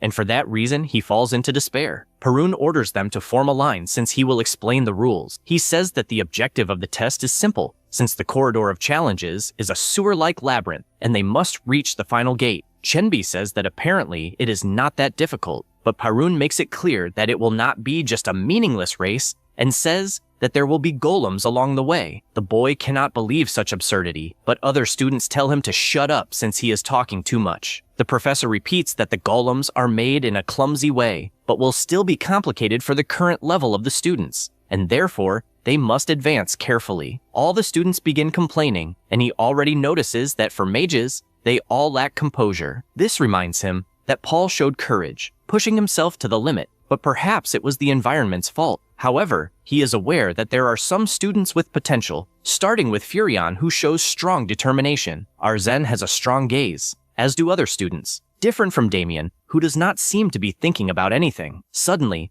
the professor calls everyone's attention again and explains once more that the golems will only act as guardians at intersections, and whether to defeat them or avoid them is up to each student. Besides that, a bracelet will be given for the evaluation, which has a defensive power similar to a force field. He says that if the force field is broken, the student will be disqualified and the golems will begin ignoring them. Everyone is surprised by the complexity of the test, but finally, the professor says that he will give a suggestion and tells him to impress him, since he does not care who is first or who defeats more opponents, as he only wants him to show something impressive, and he will give a reward that will not disappoint them. The MC becomes interested in this and is more motivated. He reflects on the largest library on the eastern continent. It is divided into 3 levels: upper, intermediate, and lower. The level he can access is the lower one, but he did not find any magic book there. In the end, if he wants to find a clue, he will need to search at least in the intermediate level. However, the other way is through the recommendation of 3 or more professors. Knowing this, he decides that he needs to obtain Parun's reward and finds it interesting because he memorized everything from the cross-section diagram. Sometime later, several students go to the assistant professor asking for floral bombs, but they are denied. Another asks for a golem controller, but is also denied. Aster notices the mess, seeing everyone acting like leeches. Then, he looks to the side and sees Damien asking for 20 vine seeds. The assistant professor says it is not a problem, but does not understand since the boy's main element is another. Damien then uses his power on the ground and says that he has no main element but can use plain magic. Chenbi observes from afar and becomes increasingly frustrated. The MC notices this, since even Damien, who is always joking around, is making his preparation, and therefore wonders if the boy will finally come out of his shell. At this moment, the professor informs everyone that he will give each person's starting point, and it appears on the panel. Damien says goodbye, as does Chenbi. Aster reflects that 6 people will start at his starting point, and he doesn't even know their names. At this moment, someone approaches asking if his name is Aster, and the MC immediately notices they are not people from room M3, and that he has never seen faces so arrogant and detestable. The guy introduces himself as Dibe, and since he saw the MC fighting Exter, he wants to make a proposal. He says he will buy the bracelets of those the MC eliminates, and states that he will pay 30 gold coins for each, and excluding Aster himself and Diba himself, in the end, he could receive 90 coins. He imagines that 30 gold coins is what a plebeian family earns in a month, and wonders if he will really give that for a single bracelet. The boy reinforces that, for a beggar from the Grey District, it is not a bad offer, and believes the young master is protecting himself, but doesn't know how long it will last since he should be looking for ways to survive. The MC thinks he is not completely wrong, and that others might even call it cowardice or create resentment. However, they are doing the best they can with what they have. He asks why 90 gold. Deeb asks if that is not enough, and says he can offer 35 gold per bracelet. However, Aster still says it is wrong and points to the 3 people who will enter together, but also points to the other 3 boys, since including them, there are 6 people, and therefore wants to know why they are removing themselves from the count, since the deal increased to 35 coins each, meaning the total should be 210 gold, and that is how it should be counted. The 3 become outraged hearing this, and Diebe becomes even angrier, since he doesn't know what kind of loan shark scheme this is, and that a plebeian doesn't know his own place. Therefore, he says 40 gold coins and nothing more, but this only makes the MC say that now they must pay 240 coins. Diebe wonders if the guy is insane, but it is clear he is using the opportunity to make good money. He also noticed that the MC doesn't even think this greed could harm him, but expected nothing less from a barbarian who can't think. He realizes things will only get worse, and therefore turns around saying there will be no negotiation. However, Aster asks where he is going since, even with the deal broken, he still owes for the bracelets. The boy becomes even angrier, since he doesn't understand what the hell this is, and he explains that he must pay 120 coins for having initiated the contract. At this moment, Pekan begins calling Aster an insolent plebeian, wanting to rise above the situation, and angrily tells a nobody not to try to take advantage of the mighty Dibe. The boy keeps yelling until Dibe, extremely furious, orders him to shut up since he is making him look like a clown. Then he says he will pay the 120 coins since he imagines that orders have more priority than the will of idiots. He takes the coins, but Aster says he will need to increase the fee since they are all nobles, and the price rises, and therefore must pay 160 gold. The boy accepts and pays correctly, but makes it clear that from that moment on, he will show how difficult 160 coins can make someone's life. After that, everyone approaches a magic circle, and the professor explains once more that if the bracelet's function is disabled, the student is eliminated. He also talks about the force field, and that they can also make attacks in Buenos like a human, and if the barrier is destroyed, the bracelet will remain in place, and the user will be forcibly taken out of the environment. With that said, he orders the test to begin, and all the starting circles begin to shine, teleporting everyone to the testing zone since the evaluation has started. Perun keeps imagining that Dahlia and Damien started at the same starting point, and that it will be interesting. However,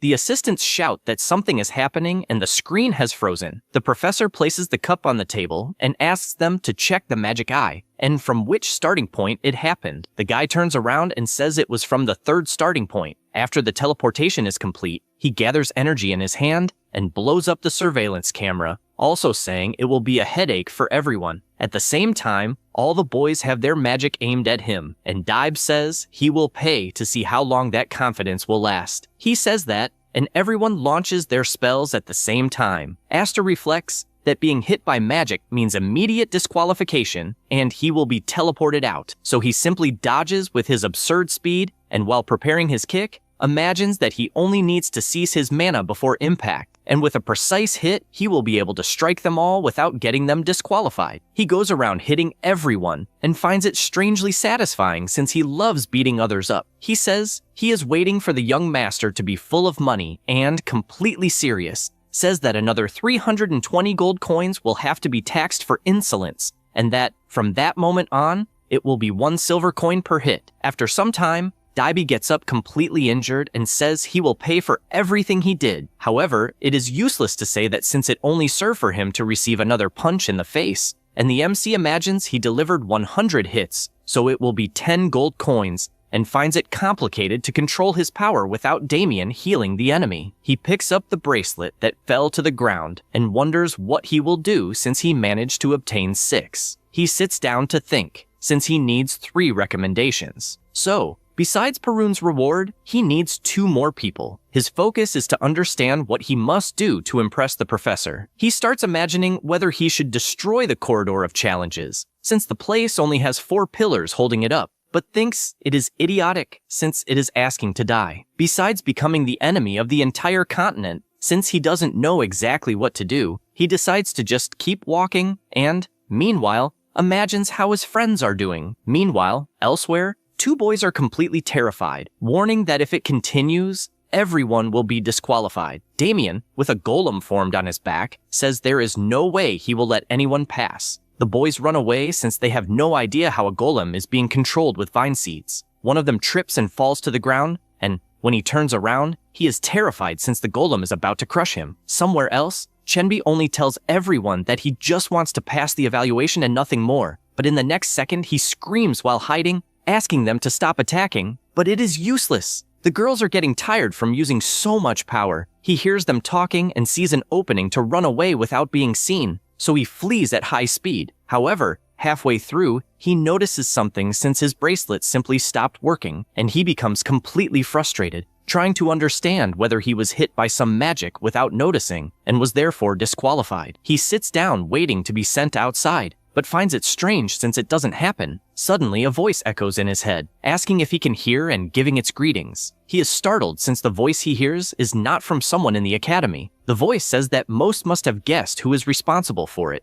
including the reason they are there, and for the one who suspects its identity, the message is for that person. It informs that it has no request, and that they are only there to receive the consequences of angering a powerful being. Then it gives its final warning, assuring that all the students will die since there is no escape. The assistants panic because they do not know what the hell is happening, but Perun simply tells them not to panic and to go after the teachers, especially Zara. He shouts that he will do it immediately and runs off to contact the teachers and the director. Perun then destroys the table with his hand, and furious questions how those damned worms dared to do this. Inside, a golem is destroyed, and the MC confesses that he thinks it sucks, since an absurd number of golems will not stop appearing. The MC goes on defeating golem after golem, and reflects that 10 minutes have passed since the voice echoed through the test site. And during that time, he noticed that the golems that should be slow and rigid had become fast and agile. In addition, he noticed another pattern, since the guardian golems are invading on their own, and that means someone tampered with the control system. However, this only makes him more excited, since he considers himself the #1 problem solver, having survived everything except an aerial battle. So with a smile on his face, he charges forward with everything, wanting to crush everything in his path. Meanwhile, Chenbi resumes walking and, upset, imagines that he would have let himself be eliminated if he had known what would happen, since he does not want to die. At this moment, something catches his attention, as it seems someone is approaching, until he realizes it is Aster, which makes him extremely happy until he sees that his colleague is actually being chased by several golems.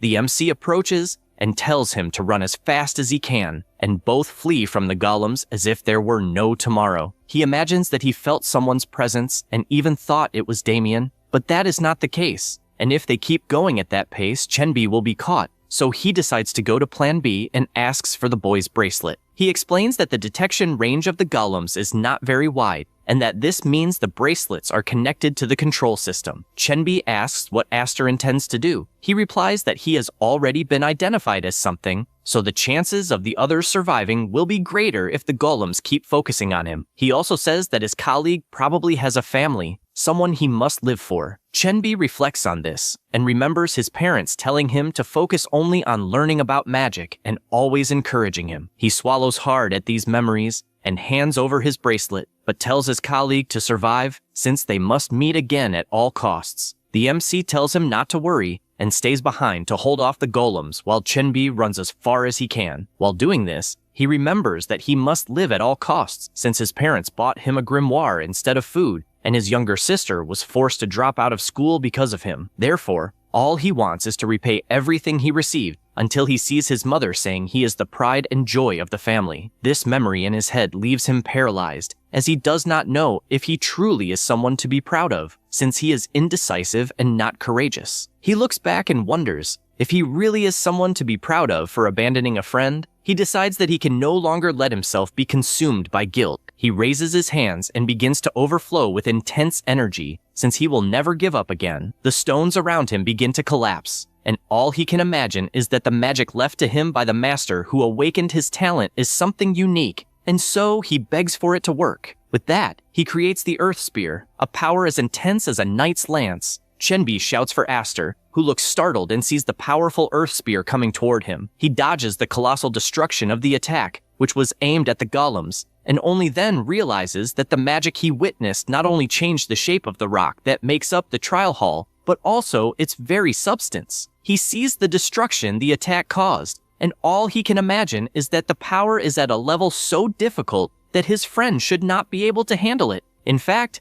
Chenbi was completely injured from using this power, and, as he falls, the MC catches his body in time before his head hits the ground. The MC calls for him, and the boy says that his master taught him the spell called Earth Spear and believes it is a grand name. However, Aster replies that it is not that grand, but also not completely dull, and warns that, in truth, whether it is grand or not depends on the caster. Chenbi's voice begins to weaken, but Aster pours a potion into his mouth and tells him to stop the drama since it is not as if he would die from using that power. Then, he thinks about what he should do since he cannot take him along and also cannot leave him behind. So he begins using his detection magic and notices a presence a little ahead in the labyrinth. With that, he instructs Chenbi to go in the other direction, and when he finds a fork, he should continue to the right until he meets the other students. The boy understands the instruction, but asks what he will do. The MC looks to the other side and notices that the flow of mana toward the control room is strange, and therefore answers that there is something he needs to do first.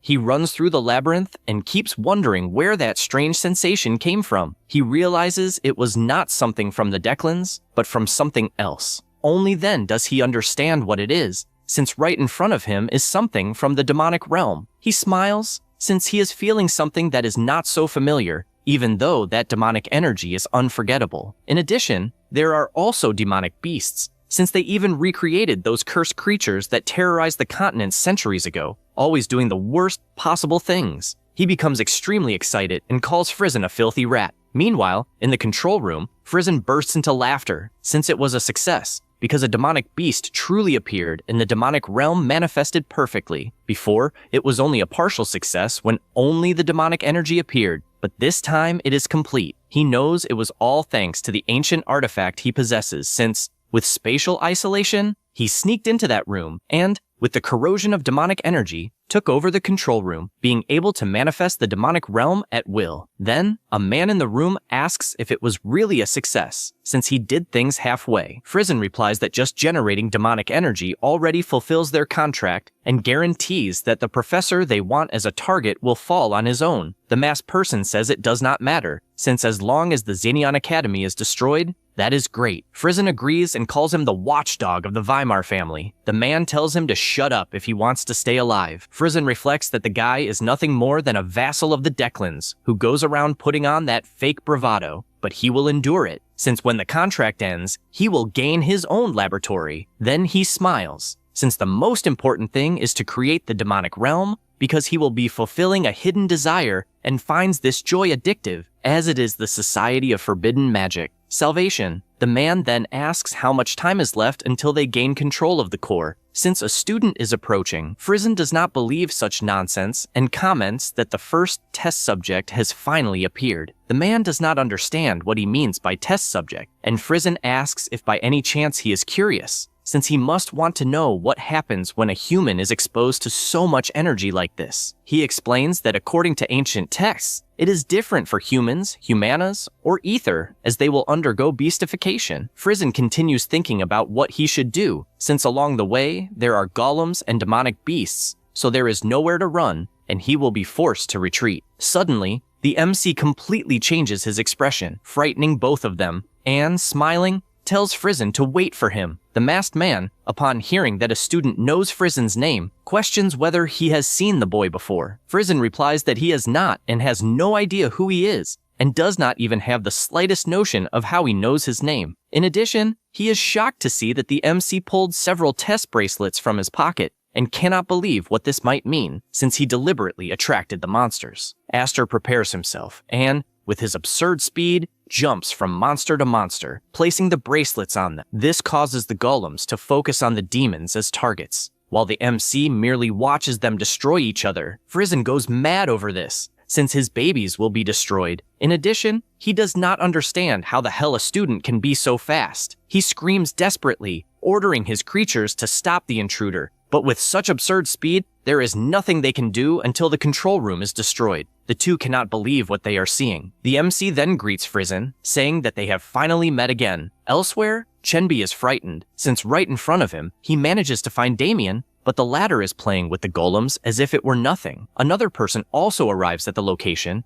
and Furion questions how Chenbi got there alone. However, before answering, he notices that she is wearing a bracelet and therefore shouts for them to throw the bracelets away, since the golems are tracking them through that item. However, another girl approaches, saying that this is a testing site, and that therefore, it makes no sense to trust someone who tells others to throw away their bracelet, so once again, she wants to know if he is perhaps trying to steal everyone's bracelet. He is startled by that expression, since he did not mean that. Once again, she asks if he is trying to take everyone's bracelet, and he asks if she really believes that, given the way things are, the bracelets have any importance, and explains that they are linked to the control system and are acting as trackers. She questions how he discovered this, and he replies that Aster told him moments earlier. She smiles, finding it amusing, and says that apparently he was deceived by a vagabond from the gray zone, and now wants everyone to talk in an attempt to deceive them as well, since he fell for such an idiocy. In addition, she points out that apparently he is the type who does not like to fall alone, and that even someone who paid attention in class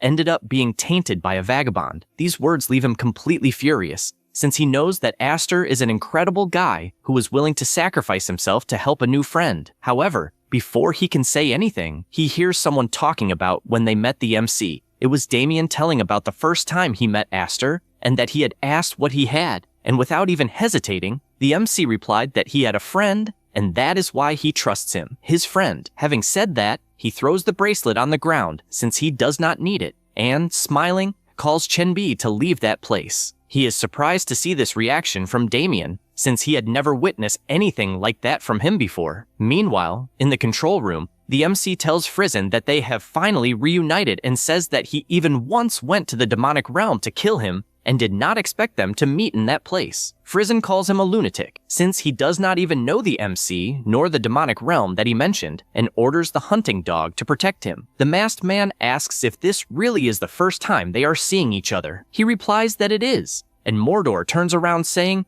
that he has a contract and therefore has no choice, and warns Aster that he will have to die without even leaving traces. The MC soon realizes that this is the Weimar family, a vassal of the Declan. Wind magic is this family's secret magic, a prestigious family known for its speed and piercing power similar to that of an archer, and the man is considered a dog, a being who acts like a true hunting dog on the front lines of a hunter. Thinking about this, he questions why the Weimar dog is together with a rat. Mordor is surprised, since he also knows who they are. Suddenly, Aster shouts, since he asked first, and angrily questions why the hell the Weimar dog is with a rat like Frizen. The masked man does not understand why the hell a boy is screaming like a madman, and considers that he must know he is going to die, and therefore asks what he will do if he knows the answer. Once again, he shouts, repeating the same question. The dog becomes increasingly irritated and shouts, asking him not to repeat the same shit. Then he launches his attack, but the MC simply dodges the chains with extreme ease,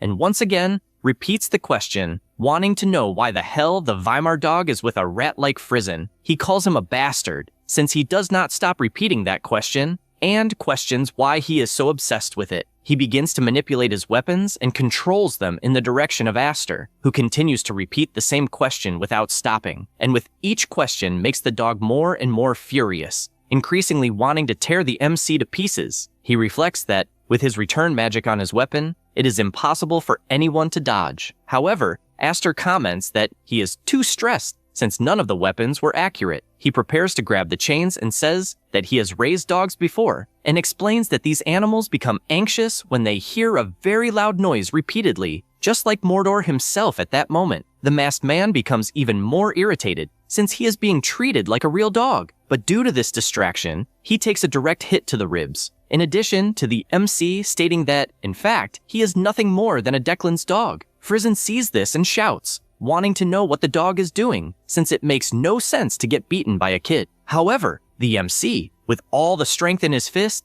delivers his final attack, which completely explodes the opponent, killing him with just one punch. Then he calls out to Frisian, since he keeps hiding behind other people, and says that only he is left. The bowl cut guy panics, since a mere student is acting with such confidence. But before he can do anything, the MC appears with the dog's weapon and cuts off the guy's arm, leaving him with nothing to do but scream in pain. Then, he tells him not to come any closer, since he does not even know who the hell he is. After that, he thinks of something and says that if he is killed, he will not be able to stop the demonic realm, and therefore wants to know if he is planning to let his friends die. The MC asks what the problem with that is, and even says that he will wait until the demonic realm devours everyone, and with his frightening expression makes it clear that he will be next. So he should laugh as much as he can, because soon he will never do that again. Frisian becomes increasingly frightened, since he does not understand how the hell a mere student can have so much swagger, considering that it is not just demonic energy, but an entire demonic realm. And even so, he does not care if his friends are devoured, and he questions whether he is even human. Then, once again, he claims that only he himself can stop the demonic realm. The MC approaches at high speed and with a slap, knocks the gauntlet out of the guy's hand. He is shocked, since his artifact was ripped away, and he did not even see when it happened. Aster asks if he really believes he is the only person who can use the artifact. Then he places his hand on the crystal and begins to overflow his energy. Frisian does not understand how the hell a mere boy knows so much, and the MC replies that he could not forget it, since he was the one who taught the young master the forbidden magic. Now, about this forbidden magic. The young master managed to come out alive because of the blood that runs through his veins. However, Frisian did not have the same luck, since the Declan accused him of countless crimes and decided to execute him. Because of this, the MC went after him, since he did not want to hand him over to the Declan. He states that at the time he even went crazy and did not even know how much time had passed, and he felt proud to manage to find him, since of all the people he was the only one he could not find, which only shows how clever the guy is at running. He says that he searched the gray zone, the slums of the kingdom,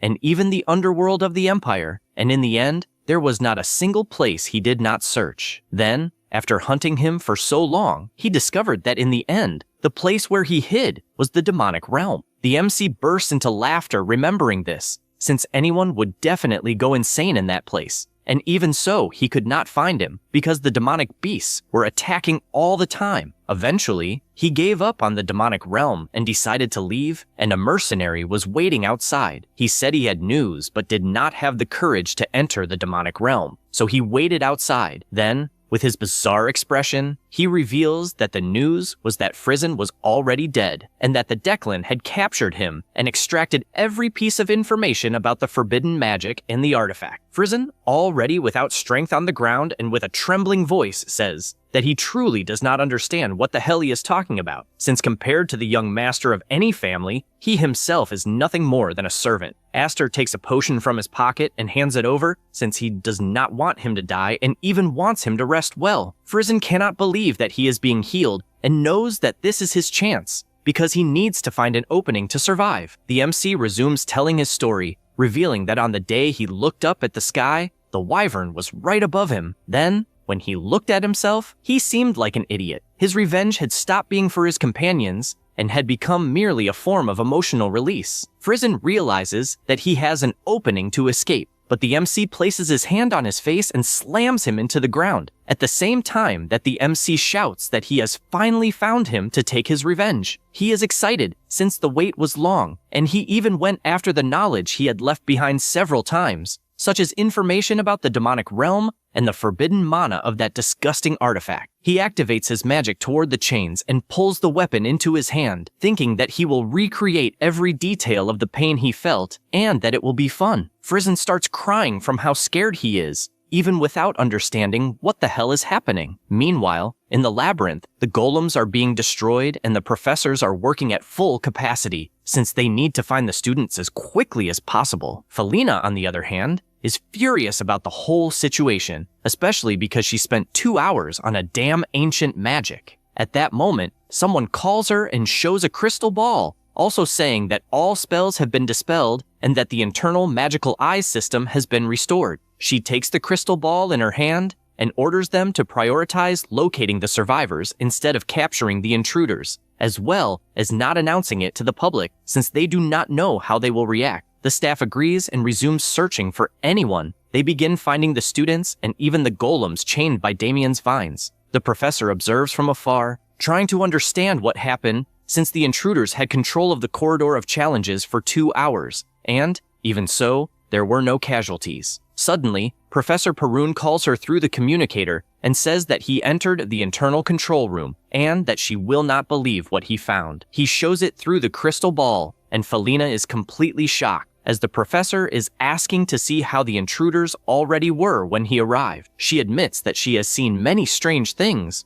but the way the intruders were annihilated is bizarre, and she does not understand who could have done it. Then something crosses her mind, and she remembers when she received Aster's report. It was revealed that he was a street child from the Gray Zone and was accepted through the entry rights of the Blandor family. The professor comments that the exceeded limit error goes far beyond the level of a student. Zaira agrees and admits that she does not know if he really is a student, and therefore he must be closely monitored. At that moment, someone appears saying that he is late. She is startled, since the director appeared completely out of nowhere. He says that he came as fast as he could, and in a few words, upon seeing the crystal, asks whether the one responsible for the whole bizarre scene of the intruder's elimination was the MC. After that, on a rainy night, the MC reflects on something about that world. Every mage has something called an inner demon, a cursed thing that appears without any warning and completely destabilizes their mind. It is something very frequent, and that never ends well. In his past life, there was nothing like that, and as a mercenary who did whatever he was ordered to do, even seeing companions die was part of the job. He concludes that if his companions had not died because of a forbidden magic, he probably would not be so furious. He even believed that he had buried that rage, but his emotions exploded when he was in the corridor of challenges, somehow becoming the seeds of an inner demon. He realizes that it was like the old days, since, as if he were carrying a bomb in his chest, he could explode at any moment. He stands up and simply thinks that he is an old mercenary and that there is nothing more familiar than uncertainty. Finding this level of tension good, he takes the book out of storage, since a week has already passed since the incident in the corridor of challenges, and it is the perfect chance for things to calm down, with him being in better physical and mental condition. Aster decides that it is time to read the secret grimoire of Crimson Fire, a secret art he learned in his past life. It was an attribute-less art given to mercenaries. Learning a secret elemental art like Crimson Fire is something that is happening for the first time, so he read the first chapter, Ignition, dozens of times, always checking if everything is correct at the end. He knows that the primary mana circuits are not very different from magic of celestial origin. He closes his eyes,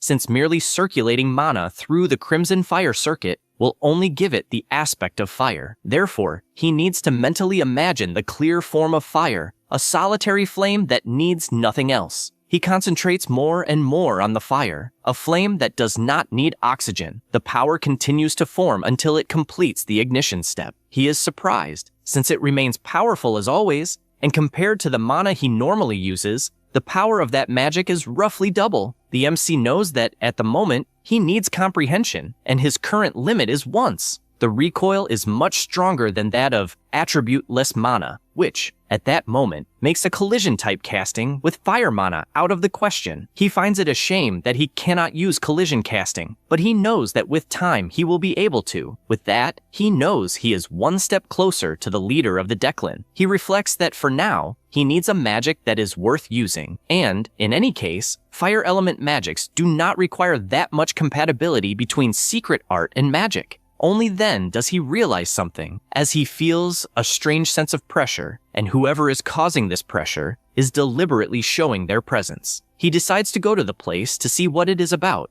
and upon arriving, he realizes it is the director, who says that he understands the reason for Professor Felina's suspicions, since the MC has decent perception and clean control of fire-type mana, and therefore considers him decent. The two stand face to face, and the director, without much talk, releases his incredibly powerful aura. Aster does not understand what the hell is happening, since the same thing happened with Wenji, and he wonders why everyone gets excited whenever they see him. He does not let himself be shaken, since he is a former mercenary and prefers to be broken rather than bow. The director asks if there will be no greeting, making it clear that despite not seeming like it, he is the highest authority of that academy. The MC holds on as much as he can and immediately bows, saying it is a pleasure to be before the director. The short man bursts into laughter, since the good manners were impeccable, and says that he can scream as much as he wants, since he has isolated all the sound from the surroundings. The MC realizes that the director is smart as hell. Then he asks what he is doing in that place in the middle of the rain. The old man sits down and says that he has some questions to ask and wants to see whether he will answer them correctly or not. And once again,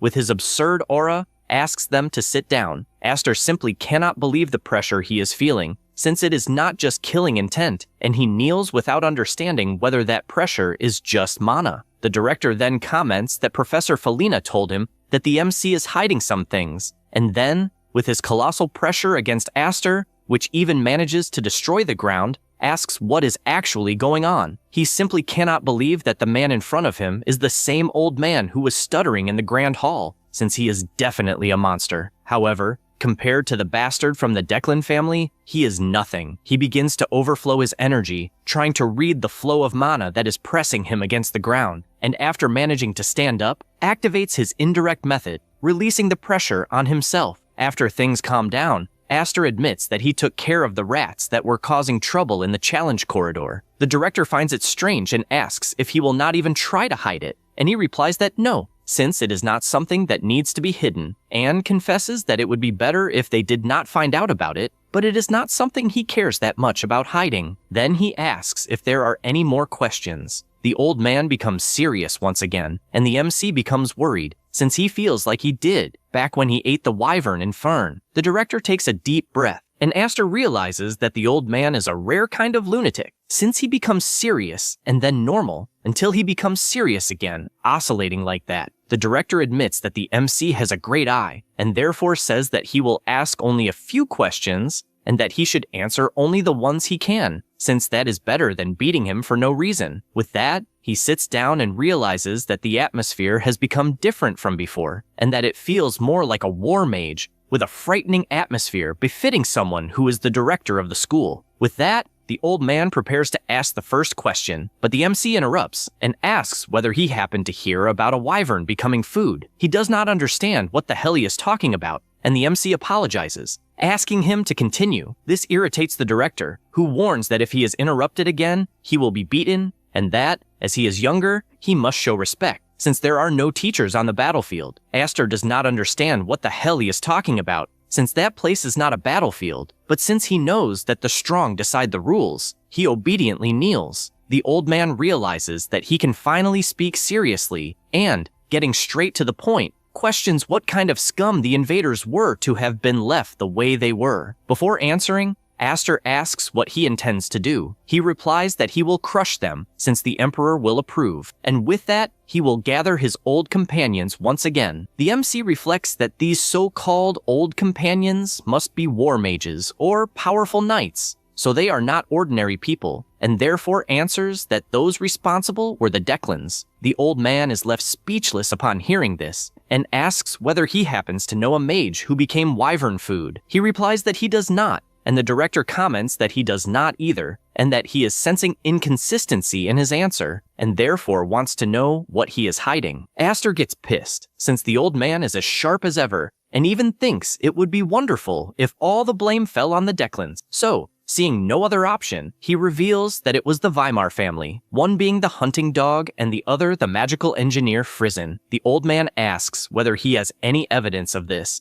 and he merely asks whether he really wants everything handed to him on a silver platter. The director says that the MC is truly insolent in the way he speaks, but simply accepts it and asks how he knows the two of them. He shakes his head, indicating it is one of the questions he will not answer. The old man realizes this, and they continue talking for some time. After that, he says he understands, and the MC imagines that he said everything he needed and tried to answer in the best possible way, but he could not reveal the regression or the grimoire. Even so, he is noticing from afar just how pissed the director is. In any case, the short man accepts it and asks whether he happens to know a mage who became goblin food, because he still feels that something is missing. Aster grows concerned and tries to stall, but the director tells him not to smile with rotten goblin eyes. He apologizes, since the old man is always attentive. The director looks up and comments about Aster's dream of building a library as tall as a tower, and it is indeed a great dream, and says that if he leaves the top floor empty, he will fill an entire wall with shelves. The MC thanks him for that, and imagines that the world turns because of blood ties, regional ties, and academic ties. Then the director warns him about the admission ticket to the library, which he will give if he does a favor. The MC sees the shit coming, and he warns him with his gaze, threatening that he does not need both eyes to see the world. Aster realizes that if he slips up, he will have an eye ripped out,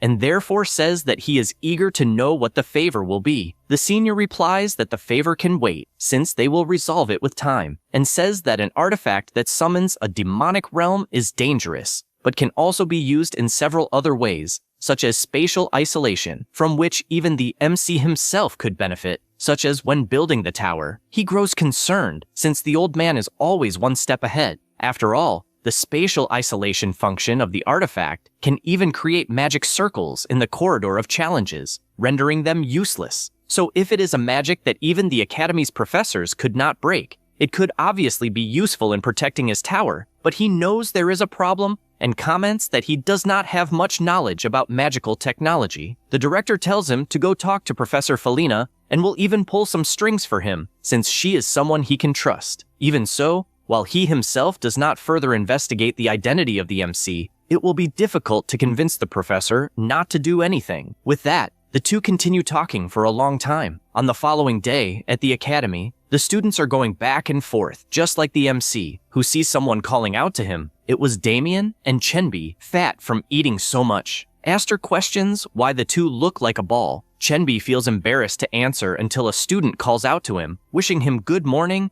and also asking if he would like to train magic another time. Another student calls out to Damien, thanking him for everything he did in the corridor of challenges. Chenbi explains that thanks to the tip the MC gave about the bracelets, everyone kept saying how grateful they were, and many even gave gifts. And their parents also helped his family a little, which is why he is extremely grateful. The MC picks up his book again and says there is no need to thank him for anything, since he did not ask anyone to do anything, because it was Chenbi who decided to tell things to the students, and that change created everything that happened. Then he asks about Damien, since he does not know what his friend did. Chenbi explains that Damien found a golem at the beginning and controlled it using plant magic. Then, they sit down to talk better, since it has been a week since they last saw each other. However, he is startled when he sees someone approaching to talk to Aster. It was Professor Felina, asking for a bit of his time. They go to another room and she asks if he already knows why she called him. The MC says that the only certainty is that it was not to give advice. The professor confirms and goes straight to the point, stating that apparently he is a descendant of an ancient war mage, and asks whether the mind behind the incident was the Weimar family. He confirms and also calls them trash. She says she knows this, since anyone who associates with the Declans is trash. The MC reflects that this moment is the scenario the director arranged, since drawing the attention of the Blandors under a secret identity would be dangerous. So they decided to make him a descendant of an ancient war mage who had been wandering the continent while hiding his identity. In addition, they made his master someone who harbors resentment against the Declans and the Weimars. And this is good, since it matches what he truly feels, making it the perfect scenario. Felina confesses that there are many suspicious points, but since it was the director who reported everything, she will let it pass for now. Then, embarrassed and fiddling with her hair, she says she will cover everything up, since he does not seem to be a threat to the academy. Seeing this, the MC calls her attention and points out that he himself is a student while she is a professor, and the age difference might be a bit high. She becomes even more flushed upon hearing this, since she cannot believe what she is hearing. That's all, folks. If you enjoy the video, subscribe and hit the bell. Thanks. This nonsense makes her furious to the point of starting to release her power. But when she realizes she is restraining herself, she stops, since trying to do something that does not suit her makes her stutter. Yet she believes she needs to say it, even if she does not like it. She thanks him, since thanks to him, they managed to save the students and also kept the corridor of challenges intact. The MC is surprised to hear this thanks until he finally understands what is going on and calls the professor. He says that he probably heard from the rector that the main objective is to make an open library for everyone, and therefore, if it would not be too much of a bother, he would like to receive support in the form of her publications. The professor agrees but asks them to get straight to the main point. She mentions the ancestral artifact that creates a demonic realm, since this research into its applications may take a long time. The risks are considerable, and this is not even the biggest problem, since if it comes to that, they can simply destroy it. Aster even imagines what the real problem is, and she says it is those who will go after the gauntlet, the cult of forbidden magic, the Salvatium. He asks if she said lesbian, and she corrects it to Salvatium, but tells him to stop fooling around, since one more word will have his head torn off. Then she explains that the cult of forbidden magic, Salvatium, as the name suggests, is a union of those who learned forbidden magic, and they operate separately, but the objective is the same, since they want to recreate the demonic realm. She mentions the miserable Frizen, who made this become reality and probably has some connection to the cult of forbidden magic. But since the guy is now dead, she points out that this sect will go after him to recover the artifact. She also says that they will be persistent enough to rival the Declans, and, despite not knowing how strong the MC is, becoming a target of the cult of forbidden magic is a death sentence. The MC imagines the possibility of losing his life, but this excites him, since it means it will be inevitable that he fights a certain person, and in the end, it is not something to worry about too much, since he can simply crush them. He says he will keep everything in mind. The professor is startled by that confident look. Even while in trouble, the MC opens his dimensional storage, since he would like to ask her to study the artifact, and places the gauntlet on top of the table. She realizes that he has very impressive ambitions and assures him that she will study it. At that moment, an employee opens the door calling for Felina and reports that exactly at that moment, the leader of House Declan has arrived. Aster cannot believe it. The carriage transporting the leader draws closer and closer, and both the director and the two professors are already positioned to receive him. Dexter looks straight ahead, since he is facing the boy who is currently the leader of House Declan. He knows he is a genius who received the title of Archmage at 30 years of age and became the leader of the family. However, what is even more well known is that the Declan's atrocities became worse after he became leader. However, since it is only a rumor, he knows he should not believe it so easily, but of one thing he is certain. Because of the teachings of the founding director, even royalty appears at his feet when stepping into the academy, and even so, this man arrogantly refuses to step on the ground. At nightfall, there was a fireworks display that left everyone amazed, since the explosions were beautiful. Aster thinks it is a waste of money, although she cannot deny that it is impressive. Meanwhile, Farron tells the director that he personally captured some vermin, and, using his power, takes several heads out of his dimensional storage. These are the leaders of the Weimar. He also says that he brought with him the collateral lineage and the direct ones, and asks if the director is satisfied with this. The MC continues observing from afar, since, as expected, the leader took the heads of the Weimar, but because he knows the absurd power that this guy has, he is not impressed at all, as he is the type of person who would extend his hand to the MC, who even killed members of the Declan family itself. In any case, he thinks the timing is far too perfect, since he had just talked about the Declan family and the Weimar family to his senior the previous night, and on that very day, Farron appears with their heads, and he does not know whether it was luck or if the guy is pathologically meticulous. In any case, the MC knows that the guy is still a human, and that in his past life, he was an incomprehensible existence whose feet he could not even see. But confidently, he sees this leader as nothing more than a huge mountain. Thus, in this new life, he knows that he can climb up to the leader's neck to put an end to him. He knows that what Farron did A grand display of the Weimar lineage was quite impressive, but in this case it went a bit beyond that. He will send a direct descendant of the Declans as a student of the academy. In other words, a powerful card known as a hostage, something that only a prestigious house could use. Now, whether the two planned it together or not, the Imperial side immediately announced the enrollment of the third princess in the academy. However, that story is for later, since at the very least they will enter next semester and at most next year. The festival continues, keeping everyone excited. This is the Pistiniki Festival. It is a celebration of victory for the students who were mobilized during the era of the war. The MC imagines that the academy must be treating the incident of the Corridor of Challenges as equivalent to this,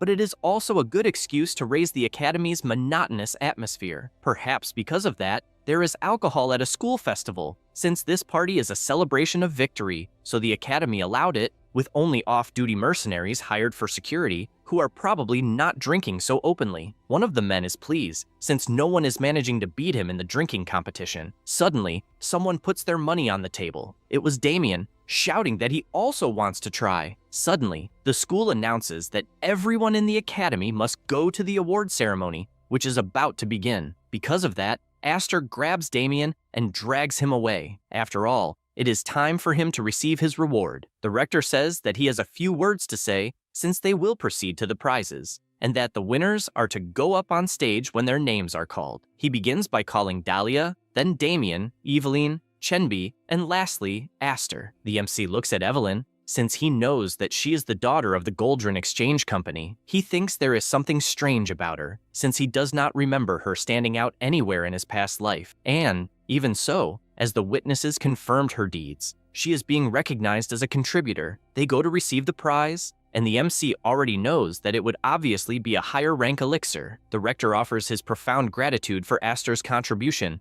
and Aster asks if he needs to return the box, since it is not even pretty and is just trash. Dexter warns that if he finds it in the incinerator, he will throw him in as well. The MC imagines that apparently he will have to burn it in secret. With that, the award ceremony came to an end, and the group walked all around, enjoying the festival. After the next fireworks display, the MC becomes pensive, since on the day he builds his tower, he will want to splurge in the same way. Right at the top of the tower, the view would not be much, so they decide to watch from the top floor, where it is possible to see the ground, and they will hold a festival that lasts an entire week. And the finale will be the Sage's Ascension Ceremony, with the great sage Aster riding a wyvern that ushered in a new era for the continent. After that, the next day, an owl appears in his room and he takes the note tied to its leg. The only message written was the usual place, and he immediately realizes it is from his senior. He thinks that this summons on the morning right after the festival was something bold, but he jumps toward the marked location. After arriving,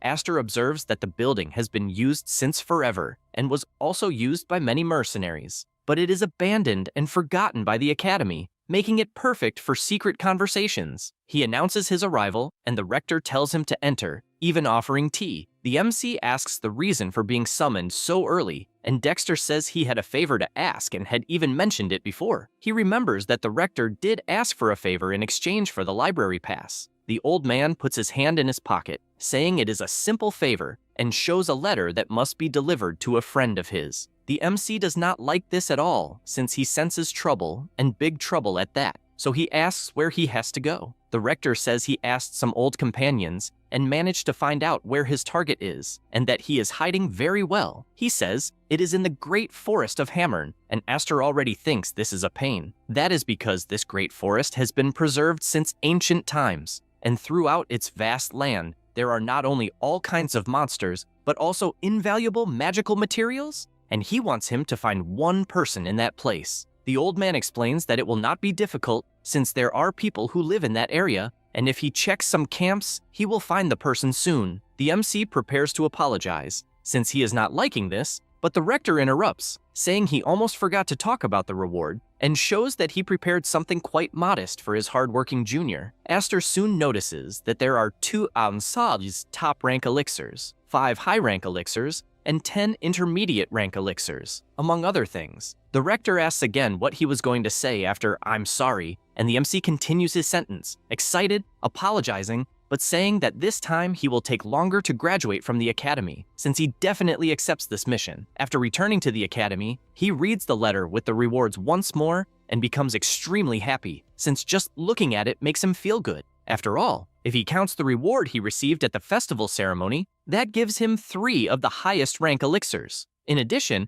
he also gained a voucher from the Iricane Artifact Production Workshop. It is something prestigious, where even noble families would have to show respect and wait their turn. The value behind something like that is far too great to refuse, and as expected, the rector had been hiding something. The old man says that originally he intended to call the guy back to the academy, but with the demonic kingdom, the Declan, and all the chaos that had been unleashed, he decided to ask this old friend for help, and emphasizes that this request for help will also be to help the bastard finish his personal duties. The MC, smiling, asks if by any chance there is no consideration. He argued about this job, which looks more like a scam, and wrung out some extra compensation and almost got beaten to death for being too fair. He takes a deep breath and starts thinking about using the top rank elixir to increase his mana capacity, but since he now has 3, he does not need to be so fixated on his mana capacity. A technique created by taking the strengthened bodies of the knights due to ether as a reference is called the mana body. He knows that it is a technique that allowed him to surpass the limits of a mercenary in his past life, and, therefore, it is time to improve his fragile body. Now, he will be a mage with a body equal to that of a knight, and in his case, he also has collision formulas,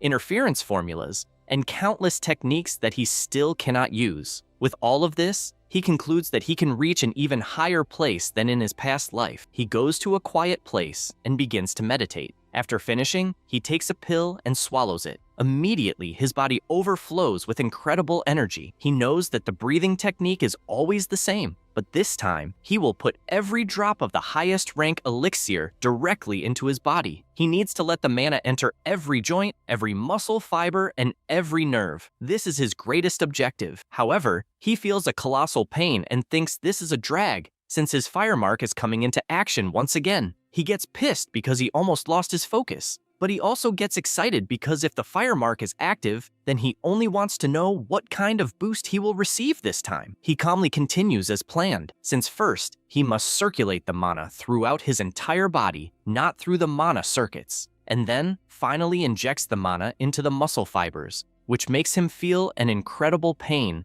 to the point of thinking it is madness, as it feels more like torture, since his muscles seem to be getting torn apart little by little. He questions whether he really needs to feel so much pain, since, unlike his past life, this one is very good. The power becomes increasingly intense under the fire mark, and he screams with all his strength to the point that the academy almost hears it. After some time, the process finally ends, and he realizes that, for some reason, it seems to have gone beyond simply ending. The durability of his body still cannot fully withstand the potency, but even so, with only his flesh strengthened, he would not lose to a knight. Once his body matures and goes through proper physical training, a mage will finally be able to defeat a knight with his fists, and this will not be a dream. Excited, he bites his finger because he wants to test his regeneration, but the force was so great that it caused a huge tear without him even meaning to. Since he held back, he notices the wound he caused, as he did not plan to go so deep, but he knows it should heal in about 15 minutes. However, before he even finishes thinking that, his injury is already healed. He simply cannot believe it, since it is regeneration at the level of a troll, and this drives him crazy because even in his past life, it was not that much. And because of that, he gained an unexpected bonus. Since if he includes the secret healing light grimoire he took from Wenji, he would basically be at the same level as Damien's healing, the monster of Blandor. He decides to set this aside, since he felt a very faint mana and believes it came from the blood on the ground. He knows that this mana is familiar and that its nature is similar to his own mana, and therefore believes he can control it. He decides to test light emission magic, but an extremely strong glow appears in front of him, and he cannot believe it, as it goes far beyond common sense, since he can conjure his magic at will, but the origin is not his. This excites him, since if he increases the volume of blood and uses a collision formula, this will reach a completely different level. Then he applies the healing art of the Blandor family. The proliferation formula will be very useful since it is effective for regenerating blood and flesh. He knows it is better not to get involved with a madman if he can avoid it, and remembers that Lancey is going to the parents' council before the normal classes begin, so he will talk about this at that time. With everything resolved, he decides to call this technique blood magic. After some time, Lancey meets Damien and the MC, feeling happy to see them well, and asks if there is any problem. The young master, excited, replies that there is not, since he is healthy and therefore she can leave. However, she informs him that his mother asked her to pass along a message and talks about the architectural proposal for the construction of the internal lake and a statue in Blandor that he had requested last time. Since she does not know who helped him, but the design was quite surprising, the proposal itself was decent. The MC continues listening to this, since he knows she is talking about blood, sweat, and tears numbers 1 and 2. Damien, excited, asks her to get straight to the message, and she says that the request was denied. The young master becomes frustrated upon hearing this, but she asks him not to give up, since if he stays among the 16 best during the Academy's semi-annual evaluation, then he will be able to do something to change his mother's opinion. Aster quickly realizes what the family matriarch's move is. Lancey says again that if Aster and Chenbi help the young master, the family will certainly reward them appropriately. The MC realizes the mess he is getting into, but even so says that he understands, leaving Damien extremely excited with his crazy expression. After the maid leaves, Chenbi asks Damien how much he understands about the basic subjects of magic. He asks what the hell that is, but his friend simply asks to see his notebook. He opens his backpack and dumps a pile of books onto the table. They are startled by this, since it is going to be hell, and Chenbi asks whether he happened to turn in the assignments the teachers gave on time. He replies that he did. The boy feels relieved, but the MC worries, since he does not know if that is really true, and it gets worse when he sees what was in the young master's notebook. This makes him think that he is getting farther and farther from the formula, and the only good thing is that the boy is not doing badly in culture and history, probably thanks to the education given by the family. Basically, the problem lies in the subjects related to magic, and teaching him would not be impossible, but he is not confident. Damien asks if this is really serious. At that moment, someone approaches, and the MC asks if it is Furio. He, irritated, replies that his name is Furion, and says that he did not want to snoop, but ended up overhearing the conversation, and therefore asks if they are going to help Damien with his studies. Aster replies that they are, and asks why. He says that he might be able to help. The young master is pleased with this, but the MC finds it suspicious, and Furion quickly notices, and therefore says that he is aware that he does not trust him, and despite not wanting to show something, he will have to do so. He shows a compilation of the most recent evaluations given by the Academy, and not only that, but it also contains each of the exams that the teachers administer. From the themes of the questions to the complete evaluation of all classes, everything is on that sheet. Chenbi takes it in his hand and admits to being surprised, finally managing to see a ray of hope. Aster, on the other hand, is not liking this at all, but has no choice but to accept. He says he has a condition and asks the MC to help in the duel that will take place after the semi-annual evaluation, since with his knowledge in battle, it will be more than enough. Aster finds this interesting and gets excited, since being able to hit him, and asks to do it at that very moment, as they can go to the training room. Furion asks them to wait, since the help is not for him, but for someone else. Aster finds this strange, but the boy asks him to follow him to another place. Then, outside the academy, in the city of Haze, Aster asks how far it is, and he says they are almost there. The MC finds it strange, since they pass through several alleys, and he cannot take it anymore, as he is itching to slap him for being arrogant. They finally arrive, and he realizes that it is a private training center, and that, basically, the person must have a lot of money. After walking a little further, Dahlia gives her welcome. Aster realizes who it is. Furion whispers to her whether it really has to be Aster, since he truly found it impressive that he defeated one of the Dolimpa. But even so, he does not think it is good. She replies that no, since she said she does not intend to use her family's influence. Because of that, she stands up and politely asks the MC to accompany her, but he says he has a proposal, since he could use Furion for that, as it would be enough to use him to train until the evaluation ends, since he needs to give classes to Damien. The boy cannot accept this, and asks if Dahlia is really considering such an absurdity. He then points to Aster, since he paid his part of the agreement with the study materials. The MC warns that he has already paid everything he owed and says that Aster still has not paid for what he did to Chenbi in the corridor of challenges. Dahlia says it is fine, and Furion does not accept that, since they are deciding for him, and even guarantees that he will not accept it. After all, he is a proud descendant of the Dainai family and has a will of his own. The MC, excited, says that if he really is a proud descendant, then the fact is that he himself needs a punching bag at that exact moment and wants to see if he is tougher than the kid from Exeter. Furion thinks it over and turns away, saying that he does not have much time, since the evaluation is approaching, and therefore he is leaving. Aster takes a deep breath, since with this, Chenbi will be able to relax a little, and says that it is fine, since he received the payment and therefore will fulfill his duty. He asks if she happens to want hand-to-hand training,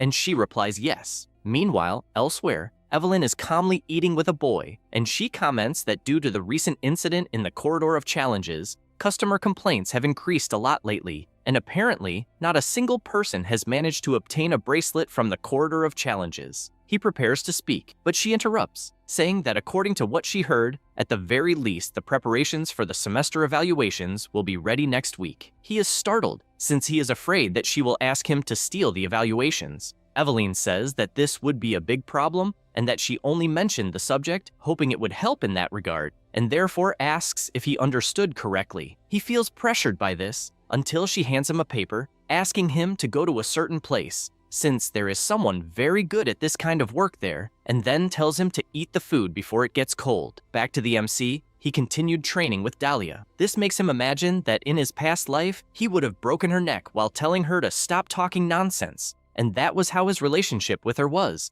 since he remembers perfectly the girl saying that that would be his grave. Also, if it were not for the reinforcements at the time, he would have killed her dozens of times. And after she became the mage leader of the Dainai family, they never met again. Now, forgetting the intrigues of the past and doing the calculations properly, he knows that making her strong is actually a good thing, since the girl went against the Declans even without knowing the reason. This makes him question whether he should perhaps bring the future forward, since, being honest, if it is not at that moment, he will not have another opportunity to beat her up. With knowledge, he calls Dahlia and asks what she thinks is the most important thing in hand-to-hand combat. She replies that she does not know, since she just wants to learn the move he used against Exeter. The MC asks if this is serious, since she is asking for a technique that belongs to him, when in fact, she should find something that suits her. Because of that, he asks her to imagine, on one side, an 8th rank officer against a 9th rank one, and in that case, who she thinks would win. The girl replies that it would be the 8th, since the rank is higher, but Aster immediately says that she is wrong, since basically it is whoever crushes the other's head first, regardless of rank. She becomes confused by this, and he, preparing his power, launches himself in the blink of an eye toward her head, since, in summary,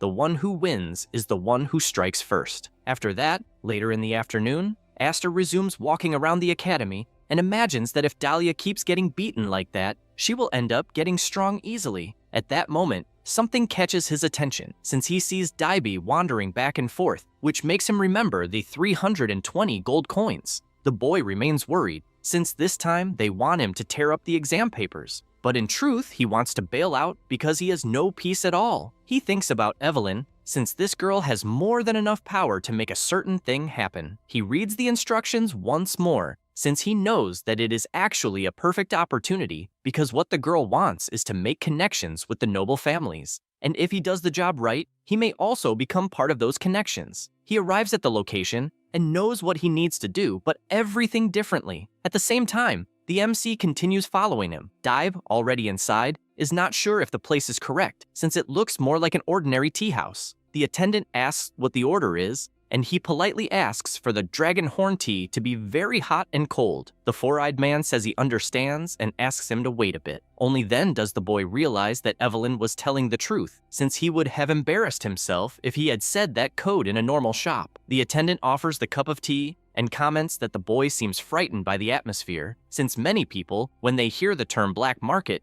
imagine secret locations. But as he can see, no one would imagine that ordinary house as the place of the black market. After saying that, he asks how he found the place. Daiba replies that he only wants to get the exam papers for the basic first-year classes. The man says he understands and mentions that there is someone willing to sell them, so he asks which department he is looking for. Daiba explains that it is the magic department, and the four-eyed man says that, coincidentally, he has scheduled a meeting with the seller next week, so he wants to know if he would like to go along. Daiba starts to worry, since it is clear that the guy is trying to drag him into this, so he asks if it is not common mercantile practice to verify the seller and inspect the quality of the products, and then says that he will go. After all, there is nowhere left to retreat. The attendant says he understands, and the two continue talking. Meanwhile, Aster keeps watching from afar. Since a lot of shit is happening, he imagines that a seller of exam papers conveniently appearing, and at the same time, a buyer also showing up is suspicious, especially since they did not even talk about the price. He decides to check it out himself and takes his mask out of dimensional storage, since it seems he will have to start by robbing the richest people first. After DB leaves, the seller continues with his tea, imagining that the job should end as soon as he leaves Hayes, since after stealing the Academy's exam papers, the place will become far too dangerous, but he does not know where he should go. Suddenly, someone asks if he is not taking customers. He looks to the side, since he did not sense any presence, and upon seeing the person's appearance, wonders if it might be one of the elite mages of the Declan family, the Jade Rubies. The MC, already seated, tells him to stop the horrible acting and skip the nonsense about Dragonhorn tea. The seller says that is fine and asks what he is looking for. He replies that he is after a subspace bag. The four-eyed man is startled, since it is probably referring to the subspace bag of Callahan, who was killed at the Academy, but he does not understand why the hell he would be looking for it in that place. Therefore, he says they have never seen that item. Aster then asks what he was talking about with the boy from earlier, since it seems suspicious. The seller grows worried, since he does not know what he should answer, but the MC, losing patience, places his hand on the counter and, overflowing with murderous intent, warns that the man's head is very noisy when he is thinking. He feels that absurd pressure and quickly deduces that he is not a simple mage of the Declan family, and therefore says he will be honest, since the student has nothing to do with the Declans. The MC says that he will listen, and therefore, it must be decided whether to hide it or not. Then he tells the two of them to go to the warehouse, but Four Eyes does not know why. He says that he must check the warehouse in person, since if they are hiding something, he will see it for himself. The man remains frightened, since he has no idea what the hell he is supposed to do against someone so intimidating. As he goes down the stairs, the vendor asks if it is really necessary to go that far. The MC asks him not to worry, since if it is for the innocent, nothing will happen, and swears on the name of the Declans. In addition, he emphasizes that anything he says will remain a secret forever, as long as it has nothing to do with the Declan family. He starts to break into a cold sweat and explains that Debbie's job was requested by the daughter of the Goldrin Exchange Company, Evelyn. He himself is just someone who does business for money, so he does not know the exact details, but he thinks she is trying to create a black market at the Academy to buy exam papers. Aster thinks about this girl, since he knows she passes herself off as an exemplary girl, has good relationships with her classmates, and is a model student. Thinking that a student like her is doing this kind of thing behind the scenes already makes his stomach churn, especially knowing that someone is stuck working as a private tutor, which does not suit her at all, while she makes money so easily, and the more he thinks about it, the angrier he gets. Sometime later, the vendor says they have arrived, and after opening the door, the MC realizes there is quite a lot of stuff and says that, despite appearing to have no problems, the family must check carefully, and for that reason, asks to prepare 2 subspace bags, since he will take any suspicious item. The man becomes extremely furious, as he is being robbed right in front of his face. Meanwhile, elsewhere, Damien continues studying, since if you are managing to execute it, that means your answer is correct. Chenbi explains that it is not quite like that, since it makes no sense to maintain the spell when the stabilization formula was removed. The two continue arguing while Furion thinks that place is hell. He knows that Damien is definitely a genius, but he is the type of genius who lacks full common sense. Basically, common sense is being completely denied, and according to the calculations, it is clearly impossible. Yet the boy makes it look easy. Then he thinks that Aster is even teaching Dahlia properly, and wonders if, by any chance, he is corrupting the girl. Suddenly, Dahlia appears, and the boy is startled when he sees the state of her face. He becomes extremely furious, thinking the MC is a wretch for doing this to his master. Thus, 2 weeks pass. Damien is exhausted from studying so much, but Chenbi, still assisting, asks Furion how the parts they were observing are going. He replies that everything is fine. Damien gets excited, since that means he got everything right, and the two confirm it, as they indeed answered everything correctly. Furion imagines that it was an intense week of sweat and tears, and that, even though they were basic problems, they were still a lot of work. In addition, he thinks about how Aster is doing as well. The MC, at that same moment, feels that someone is talking about him as his ear starts to itch. Then he looks down and comes face to face with Deeb, who was walking in a suspicious manner. He notices this and can only imagine wanting to beat the boy until he passes out. He starts following him since he would love to cause a scene with Evelyn and Dibe, but knows that for now, it is better to make sure that people will buy the exam papers. After the boy arrives at the location, the MC takes a crystal and announces that it is showtime. Dibe on the inside says that he managed to get 4 main magic subjects for the basic first-year class students, in addition to 2 general education courses, with events and evaluation methods for the practical exam. The girl's security with the envelope says that the paper quality, the official seal, and even the mana pattern inside are definitely from the academy. Evelyn comments that, apparently, the merchandise is correct and says that, as promised, she will continue giving him opportunities in addition to the support the company provides. Deba likes hearing this, since now his family will no longer be able to ignore him. She warns that she will examine everything carefully and get in touch. Then, from that moment on, he will be in the position of distributor of examination papers for clients. Daibe thanks her and leaves. Evelyn, after that, says the boy really is an idiot and asks her bodyguard if everything is in order with the work. He replies that yes, and that in a few days, all the work will be transferred to Debe's name and the Pingroove Exchange Company. She orders them to proceed without mistakes, since the only reason they used the idiot was precisely for that, and asks the two of them to go out to dinner. The MC, observing through the window, concludes that the girl is definitely rotten, but the scheme is on another level, and he does not know if there is a good way to deal with the situation, since he also needs to finish the job and make Evelyn never do something like that again. He imagines that he recorded everything with the crystal orb, but it would be a waste to use it at that moment, since it always crushed things and caused a scene. But that specific situation is complicated. He checks the room and something catches his attention. Then, he picks up a pen, since he thought of a way to lead her onto the right path. He also takes a sheet of paper and starts writing, imagining that his skills have not yet grown rusty. He used to copy many calligraphies when he was young and never thought he would do something like that again. Then, he takes the stamp and feels proud of himself, since with that, Evelyn will become a good person. Meanwhile, elsewhere, Dahlia continues her training, and the phrase, "the first strike wins," sticks in her head like glue, since, in other words, the magic that activates faster and can be cast unconsciously wins. This thought leaves her extremely excited, since even a genius dies if their head gets crushed. That's all, folks. If you enjoy the video, subscribe and hit the bell. Thanks.